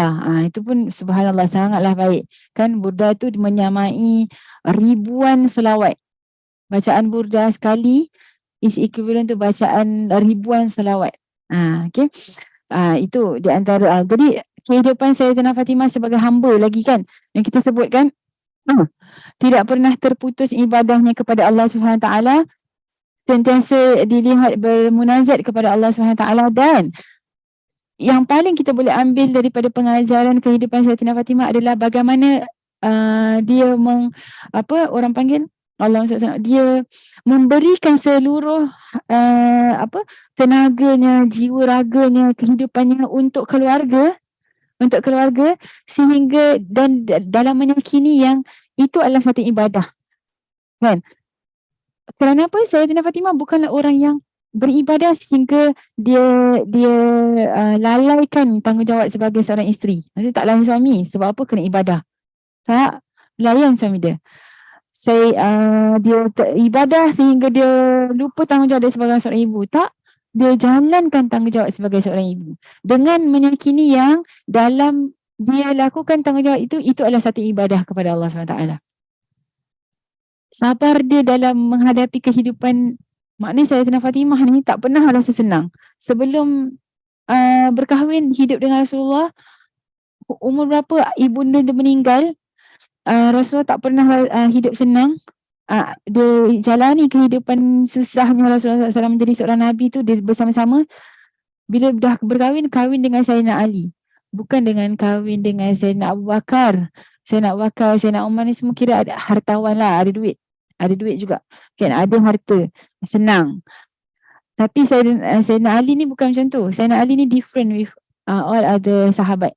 Kan Sayyidina Abu Bakar tu banyak duit. Adalah duit. Sayyidina Umar ada duit. Sayyidina Osman kaya raya sampai sekarang subhanallah ada nama Sayyidina Osman dekat Madinah tu. Kaya. Sayyidina Ali tak. Sayyidina Ali tu anak yatim piatu yang tak ada duit. Masa Nabi Muhammad SAW. Jadi kalau nak makan tu cari duit sendiri. Jadi Sayyidina Ali tu ada kerja. Kahwin dengan Sayyidina Ali. Maksudnya hidupnya Sayyidatina Fatimah ni sebelum kahwin pun macam tu. Selepas kahwin macam tu tapi tidak pernah merungut. Sabarnya dia dalam menjalani kehidupan. Sebab dia tahu ganjaran hamba Allah yang sabar tu macam mana. Kemudian bersyukur. Dah sabar kemudian bersyukur pula tu.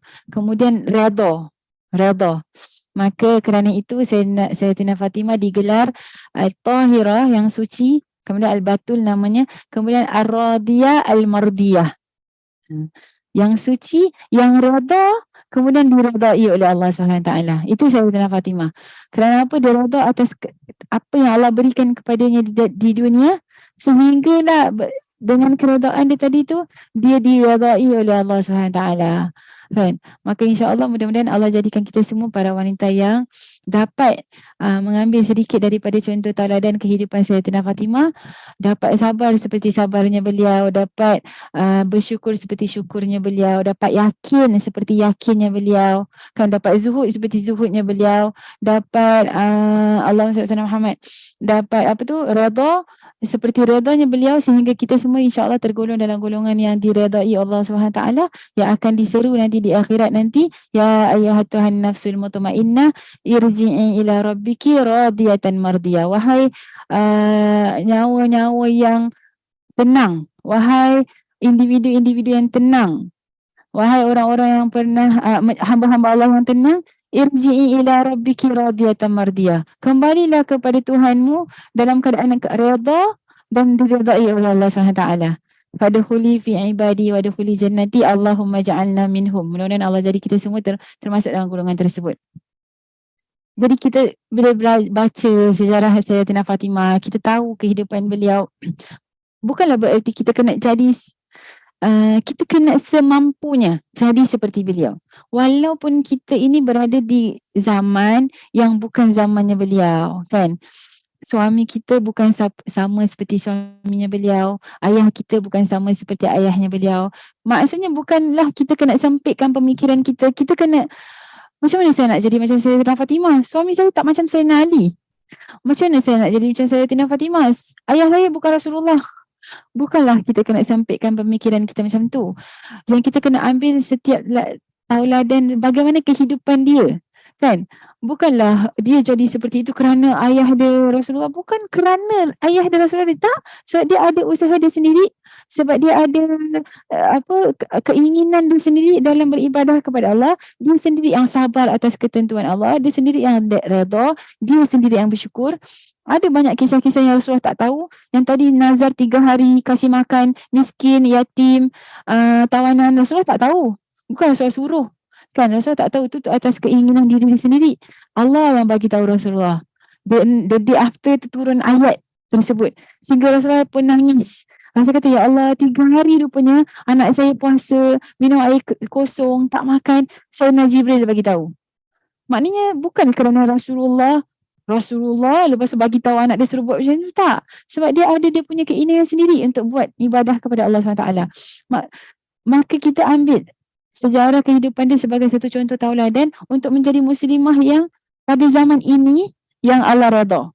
Kan? Ikut kitanya konteks kehidupan kita dekat zaman kita, siapa pun suami kita, siapa pun anak-anak kita, siapa pun ibu dan ayah kita, kita ambil contoh tauladan kehidupan dia, sabarnya dia, redanya dia, yakinnya dia, syukurnya dia, kita ambil tu semua sebagai alat untuk kita jalani kehidupan kita sekarang ni. Dia jadi satu alat. Kan? Bukan sebab kita kena jadi the same, tak. Kita kena ambil contoh supaya kita dapat menjadi wanita-wanita yang jalan di belakang beliau. Sayyidatina Fatimah dia gembira kalau ada wanita-wanita yang ikut jejak tauladan dia. Dia akan acknowledge kita nanti dekat akhirat, inilah anak-anakku atau inilah wanita-wanita yang mengikuti jejak langkahku. Maka sekarang ini dia redha. Dia kata dekat akhirat nanti dia redha. Biarlah wanita-wanita ini berada di belakang saya. Sebab dekat dunia dia jalan di belakang saya. Kan? Jadi kita ambil kisah-kisah yang kita pelajari tadi dan pastinya lagi banyak kisah-kisah tentang Sayyidatina Fatimah yang kita boleh pelajari agar kita menjadi orang-orang yang hidup di zaman ini pada konteks zaman sekarang, tapi kita ambil jejak langkah dia untuk menjalani kehidupan kita sebagai seorang hamba Allah bernama wanita, sebagai seorang anak perempuan, sebagai seorang isteri dan sebagai seorang ibu. Mudah-mudahan kita termasuk dalam golongan yang diredha dan diredai oleh Allah SWT. Jadi sebelum kita akhiri insya-Allah sesi kita hari ini, kita ambil sedikit daripada pesanan ataupun apa yang very dekat, sangat-sangat dekat dengan Sayyidatina Fatimah. Apa yang pernah dikeluarkan daripada lisannya sendiri. Pada satu hari Rasulullah SAW pernah bagi satu soalan. Macam teka-teki lah dekat para sahabat. Bismillahirrahmanirrahim.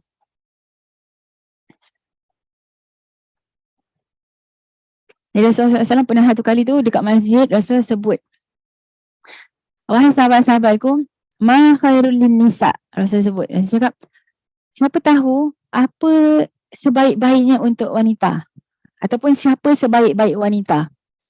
Sahabat-sahabat semua tak tahu macam nak jawab.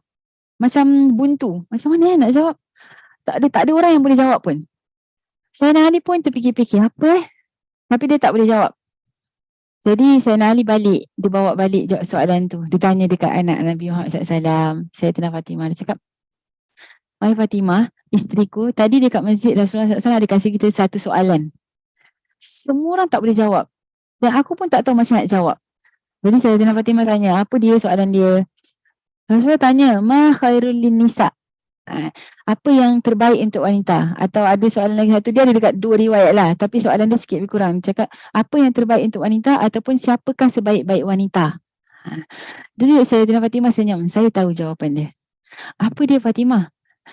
Sayyidatina Fatimah kata, sebaik-baik wanita adalah yang tidak melihat lelaki dan tidak dilihat oleh lelaki. Simple je. Kan? Yang tidak suka melihat lelaki dan dia tak suka lelaki lihat dia. Itu sebaik-baiknya untuk wanita. Esoknya Sayyidina Ali pergi masjid, dia jawab soalan tu. Ya Rasulullah, saya ada jawapan untuk soalan semalam tu. Apa dia? Dia beritahulah. Rasulullah senyum. Rasulullah kata, ini pasti jawapan daripada anakku. Kan? Sayyidina Ali mengaku, ya, jawapan daripada Sayyidatina Fatimah. Rasulullah SAW sebut, Fatimah bida'atun minni. Rasulullah sebut depan Sayyidina Ali, depan semua para sahabat. Ketahuilah kalian, Fatimah adalah sebahagian daripada aku. Ya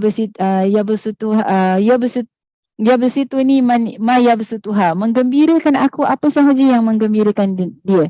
Dan akan menyakitkan dan menyedihkan aku apa sahaja yang menyakitkan dan membahagiakan, menyedihkan dia. Rasulullah SAW cakap depan Sayyidina Ali ni, dia sebagai satu macam, ingatlah Sayyidina Ali, kan, wahai menantuku, ingat, Fatimah bid'atun minni, bahagianku. Anything that makes you happy will make me happy. Apa yang menyedihkan dia, menyedihkan saya. Jadi Sayyidina Ali kena ingatlah dalam hati dia, dalam fikiran dia, okey, maknanya kena hati-hati. Apa yang kasih Sayyidina sedih, Rasulullah SAW akan sedih. Sebab tu ada satu riwayat, kan, kalau pernah baca sejarah, ada pernah satu kali tu, ada satu Allah SWT Muhammad daripada orang Mekah pernah datang offer Sayyidina Ali untuk kahwin dengan anak perempuan dia. Okay. Kira perempuan tu dah jadi muslimah, tapi ayahnya masa tu macam meninggal tak jadi muslim. Yang penting dia bukan orang Islam, kan, dia meninggal dalam keadaan dia kafir. Tapi wanita tu dah jadi muslimah. Jadi pernah di offer untuk menjadi Sayyidina Ali masuk minang dia, nak suruh Sayyidina Ali masuk minang dia. Jadi Sayyidina Ali suarakan perkara tersebut kepada Rasulullah. Rasulullah SAW cakap lagi benda tadi. Rasulullah SAW muka dia merah padam. Dia cakap lagi benda tadi. Ali, kau ingat tak aku pernah cakap dengan kau? Anything yang boleh kasih Fatimah sedih dan marah, saya akan rasa sedih dan marah. And Rasulullah tahu perkara ni akan jadi akan Sayyidina Fatimah marah dan sedih. Maka dia tak izinkan. Jangan tanya saya soalan-soalan ni, saya cerita je. Allah, saya takut pula nanti ada soalan-soalan yang tak kena mengena dengan cerita Sayyidina Fatimah dan Sayyidina Ali. Tapi ceritanya memang Rasulullah tak izinkan Sayyidina Ali bernikah dengan perempuan tersebut, dan di antara sebab Rasulullah sebut, Allah SWT tidak menghalalkan engkau berkongsi dengan anak aku, iaitu anak seorang Nabi, dan anak kepada seorang kafir. Jadi perempuan tu bukanlah Rasulullah nak judge, tak. Rasulullah cuma cakap ini perkara khas untuk Fatimah. Selagi Fatimah hidup, kau jangan buat macam tu. Rasulullah boleh cakap tentang diri dia. Rasulullah kata, Sayyidatina Khadijah ketika aku bernikah dengan dia, aku tak pernah bernikah dengan perempuan lain. Lepas Sayyidatina Khadijah wafat, baru Rasulullah SAW ada buat ibadah nikah beberapa orang wanita. Tapi ketika ada isteri pertama tu, Rasulullah tak pernah buat. Jadi Rasulullah SAW tak kasih, larang Sayyidina Ali. Kerana apa? Menyakiti Sayyidatina Fatimah. Jadi jawapan tadi tu datang daripada Sayyidatina Fatimah, Rasulullah tahu, kan. Jadi sebaik-baik pesanan Sayyidatina Fatimah untuk wanita adalah, sebaik-baik wanita adalah yang tidak melihat lelaki dan tidak dipandang oleh lelaki. Itu bukan hanya semata-mata zahir, tapi dia dalam hati kita pun. Kita tak suka dikenali, kita tak suka mempertontonkan diri kita. Kita merasa tidak selesa jika orang lain melihat kita, dan apalagi sekarang kita zaman teknologi, zaman media sosial, kan. Biarlah kita tanamkan sifat malu kepada diri anak-anak kita. Dalam diri anak-anak kita, jangan biarkan mereka suka nak post nak selfie, nak ambil gambar boleh, simpan dalam handphone. Saya suka ambil gambar, saya cakap saya tak suka. Saya suka, saya jumpa orang, saya suka ambil gambar, tapi simpanlah sebagai kenangan.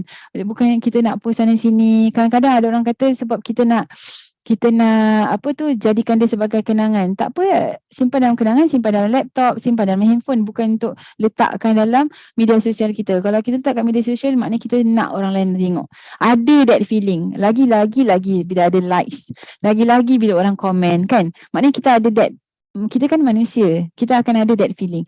So kita ambil pesanan Sayyidatina Fatimah ini adalah untuk menanamkan sifat malu dalam diri kita.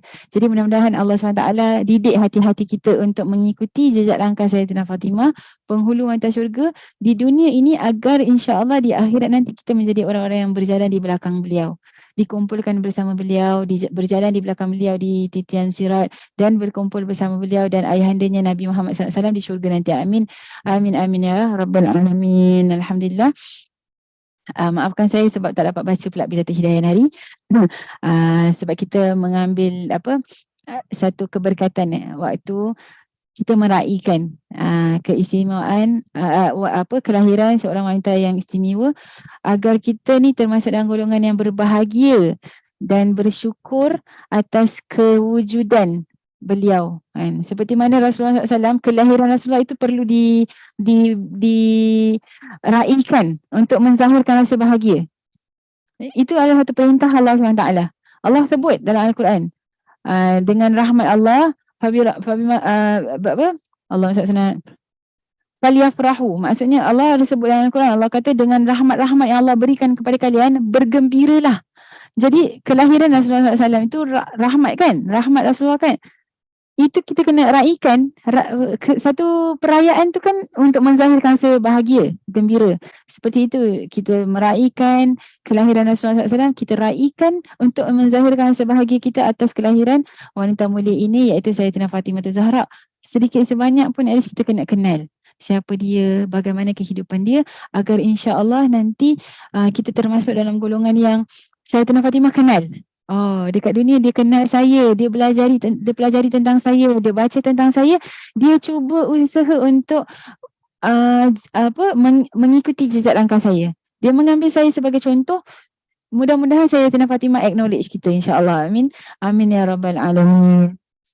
Baiklah, saya bagi sedikit masa kalau ada soalan. Kalau tidak, kita boleh tutup dengan doa penutup, insya-Allah. Ada apa-apa soalan? Tak ada soalan Ustazah, tapi best hari ni bagus. Masya-Allah. Mudah-mudahan kita suka. Mudah-mudahan kita ada sentiasa rasa suka. Kalau saya memang suka dengar. Jadi saya rasa satu hari saya nak suruh orang lain pula cerita. Jadi saya juga boleh jadi pendengar. Alhamdulillah, saya bagus. Tak ramai yang nak bercerita pasal Fatimah. Alhamdulillah. Betul. Assalamualaikum Ustazah. Assalamualaikum warahmatullahi. Bukan soalan lah, tapi nak dapatkan sedikit pandangan Ustazah. Saya?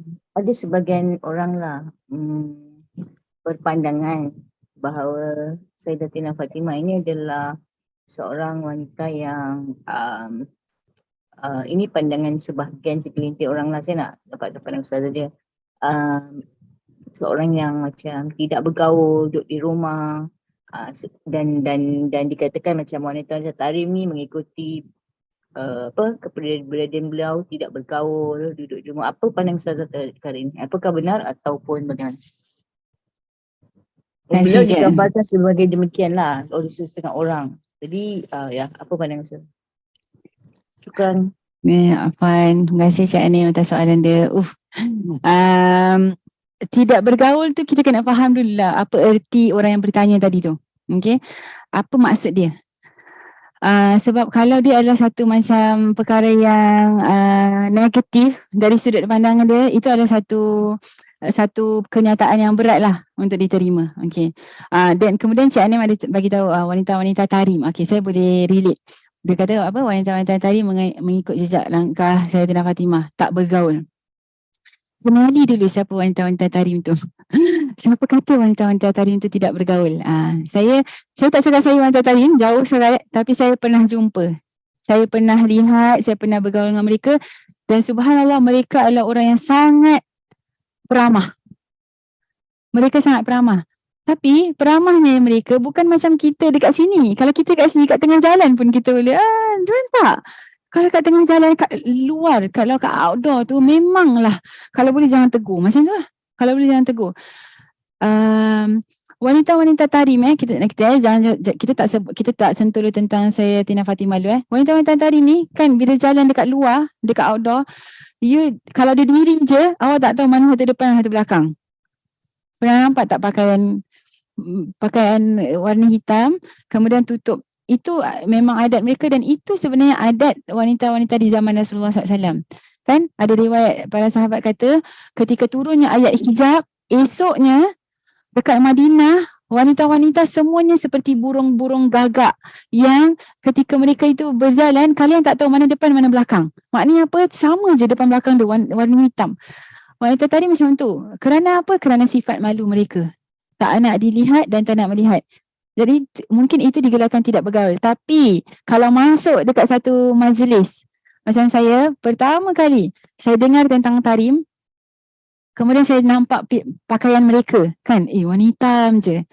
Tapi lepas tu bila saya masa tu belum sampai lagi. Tapi ada orang kata, itu kat luar. Nanti kau masuk dalam, dia kata. You will see colourful, tak ada warna hitam. Sekali betul. Bila saya pergi belajar, saya duduk dekat, saya masuk je kawasan Darul Zahra tu, tak ada warna hitam, warna-warni. Saya pun tak pakai macam mereka. Lagi-lagi kalau wanita tarim yang dah ada keluarga. Kan, diorang tu ada berhias, kemudian peramah. Jadi untuk mengatakan mereka itu tidak bergaul tu tidak salah, tidak benar, kecuali mereka itu tidak bergaul dengan lelaki dan mereka tidak bergaul terang-terangan. Tapi kalau dalam satu majlis yang tertutup, mereka orang yang sangat peramah. Jadi saya yakin Sayyidatina Fatimah seperti itu. Kan? Mungkin kerana di rumah kalau memang urusan di dalam rumah. Tapi kalau dia memang ada di luar rumah atau bersama dengan muslimat dalam satu majlis, dia adalah orang yang peramah. Kerana Sayyidatina Fatimah pernah didengari dalam riwayat-riwayat, kalau kita baca, Sayyidatina Fatimah berbual dengan Sayyidatina Aisyah, Sayyidatina Fatimah berbual dengan Sayyidatina siapa nama dia, Allah SWT Muhammad, Ummu Salamah, kan ada riwayat-riwayat tentang perbualan Sayyidatina Fatimah dengan Ummul Mukminin yang lain. Ada riwayat-riwayat perbualan Sayyidatina Fatimah dengan sahabiat yang lain, kan, cara perbualan mereka ketika gembira. Ada perbualan mereka yang Sayyidatina Fatimah tunjukkan kekhawatirannya, kan. Sayyidatina Fatimah pernah, Allah SWT, saya tak ingat siapa nama sahabiat tu, tak salah Ummu Salamah yang Rasulullah SAW yang ada riwayat yang Sayyidatina Fatimah pernah tunjukkan dia punya kekhawatiran. Nanti kalau saya mati macam mana? Saya tak nak orang nampak saya tak nak lelaki nampak saya. So maksudnya dia tak untuk mengatakan statement yang Sayyidatina Fatimah tak bergaul tu, saya rasa tidak tepat lah. Tidak tepat. Namun memang betul mungkin Sayyidatina Fatimah tak banyak keluar rumah pasal dia suri rumah. Kan, dia suri rumah. Sayyidina Ali pun very aktif dekat luar, and itu tugas wanita. Kan, tugas wanita tu memang dia uruskan rumah, uruskan suami dia punya makan pakaian, didik anak-anak dia, tarbiyah anak-anak di rumah. Maka jika tiada keperluan, dia tidak perlu untuk keluar rumah. Tapi untuk macam ada statement yang mungkin dia tak ada social dengan manusia tu, saya rasa tidak benar. Sebab ada je riwayat-riwayat yang kita boleh baca, ada communication antara Sayyidatina Fatimah dengan sahabiat.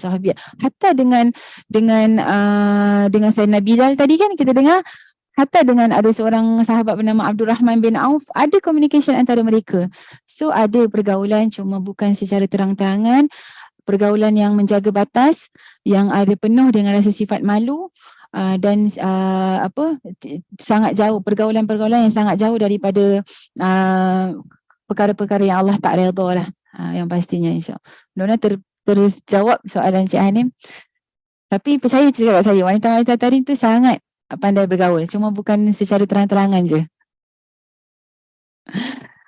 Alhamdulillah, betul. Kadang-kadang bila kita belum kenal, kita cakap, itu dia boleh jadi fitnah. Kan, kita kena kenal dulu, kita kena dalami dulu peribadi tersebut. Kita betul-betul pernah jumpa, kita pernah kenal, dan baru kita boleh judge. Kalau kita just tengok dari luar, tak pernah cakap pun dengan orang tu, tak pernah tahu pun, tak pernah ambil tahu, dan kita cakap, na'uzubillah, takut-takut jadi fitnah. Jadi mudah-mudahan Allah jauhkan kita lah daripada perkara yang pastinya jauh sekali Sayyidatina Fatimah daripada tanggapan-tanggapan buruk tersebut.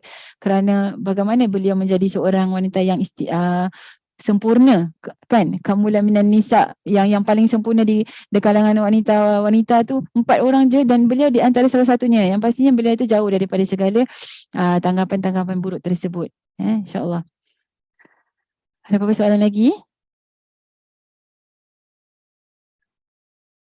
Kalau tak ada apa-apa soalan lagi, boleh mereka bandingkan dengan zaman dia. Betul. Mungkin betul.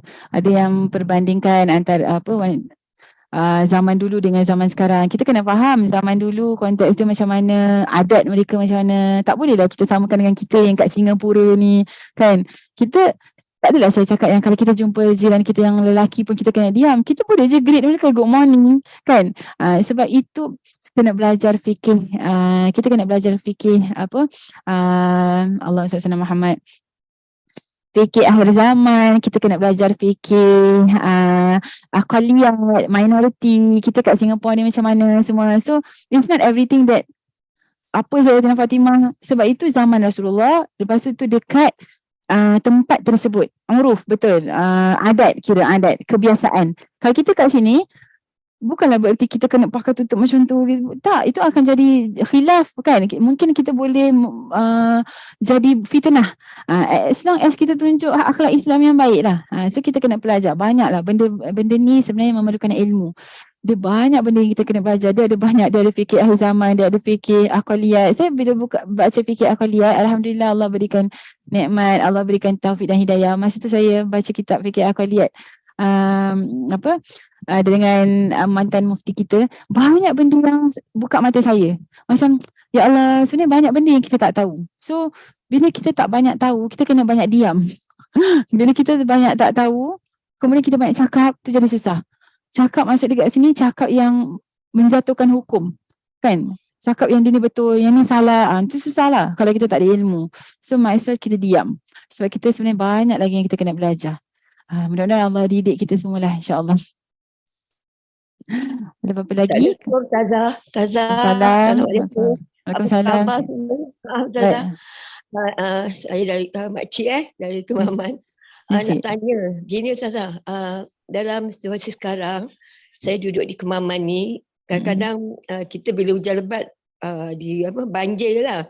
Jadi saya berjaga-jaga. Jadi kadang-kadang saya dalam keadaan gini, cuaca gini, saya selalu pergi ke kedai Dobi. Saya keringkan baju.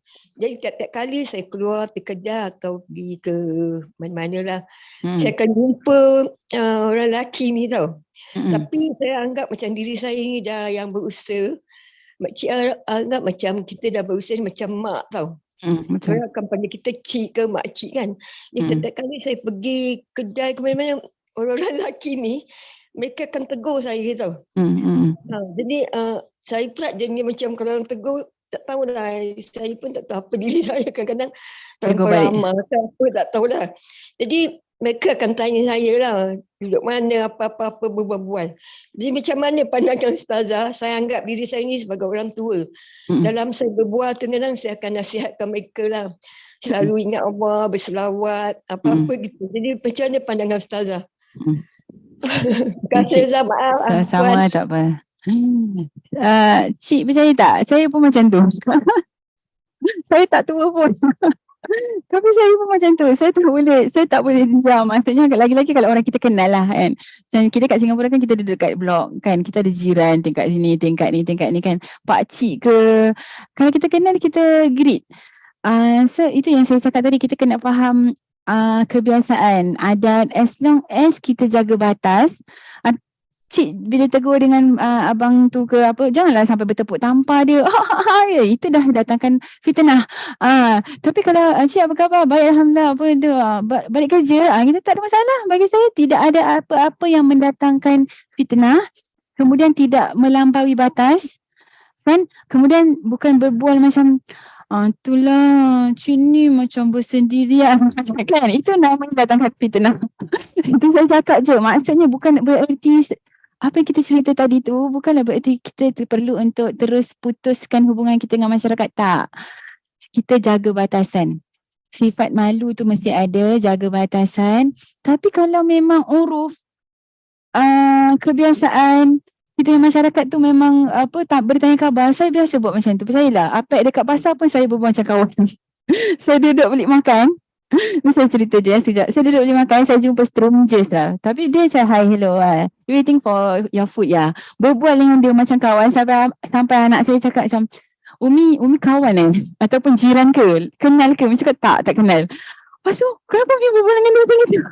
Sebab dia cerita dia tinggal mana, anak dia berapa, bini dia nak makan apa. So, macam So as long as kita jaga batasan kita, kita tak mendatangkan fitnah. Lagi-lagi kita perempuan kan, kalau kita jangan berbual dengan suara yang melenggang-lenggok, tu semua memang tak boleh lah. Tapi kalau kita berbual benda normal je, awak tinggal mana, oh sihat, ambil anak, kan benda biasa je. So itu bukan benda-benda yang tidak mendatangkan fitnah. InsyaAllah dia tidaklah termasuk dalam golongan yang tak malu, tak. Memang kalau kita memang I am like that kan, saya lah tu orang tu.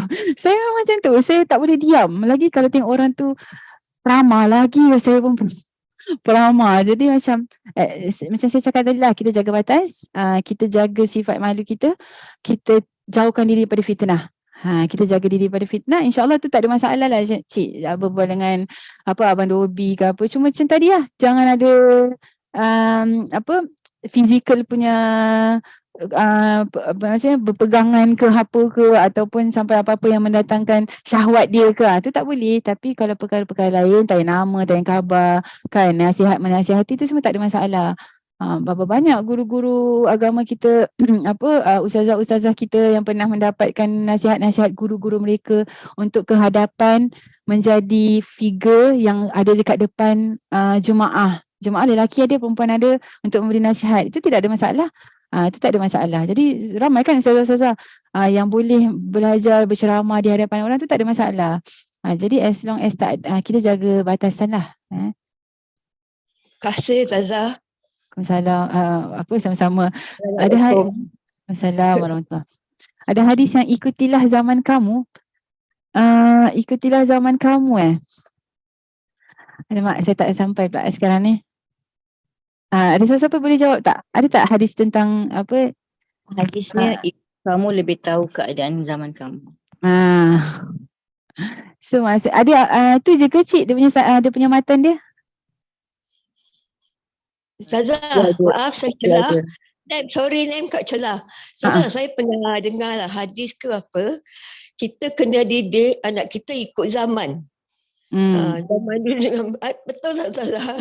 Jadi maksudnya tadi Cik Anin cakap tu apa, awak lebih arif dari tentang keadaan zaman awak.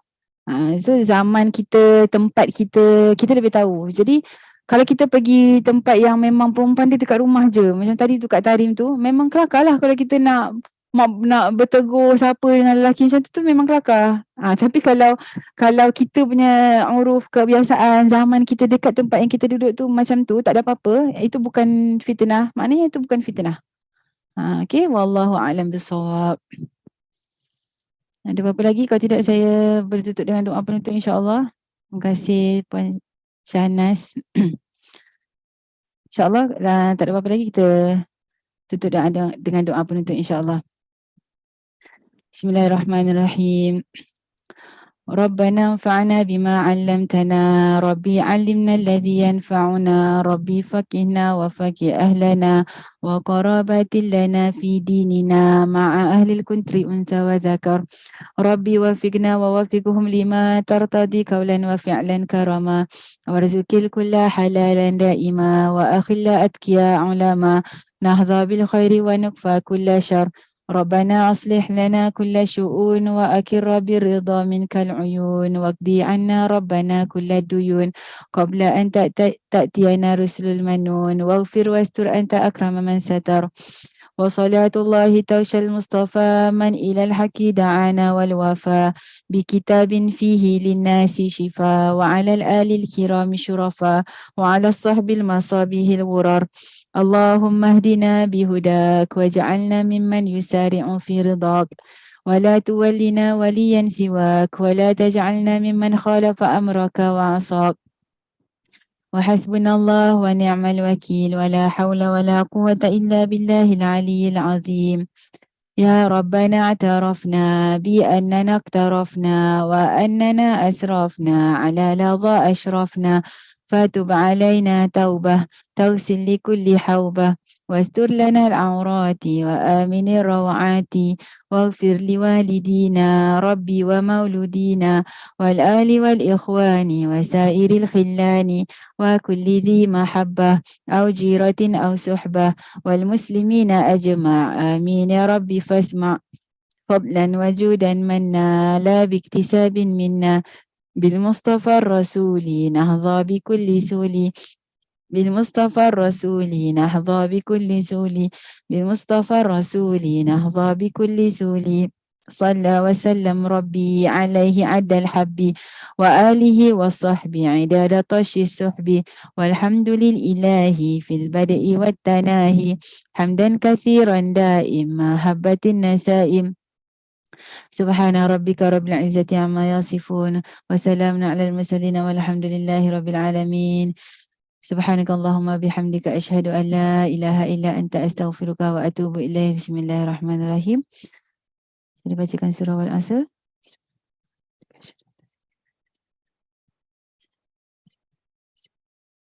Segala yang baik itu datang daripada Allah, yang kurang, yang tidak baik, yang tidak benar datang daripada saya sendiri. Mohon ampun dan maaf. Wassalamualaikum warahmatullahi taala wabarakatuh. Waalaikumsalam.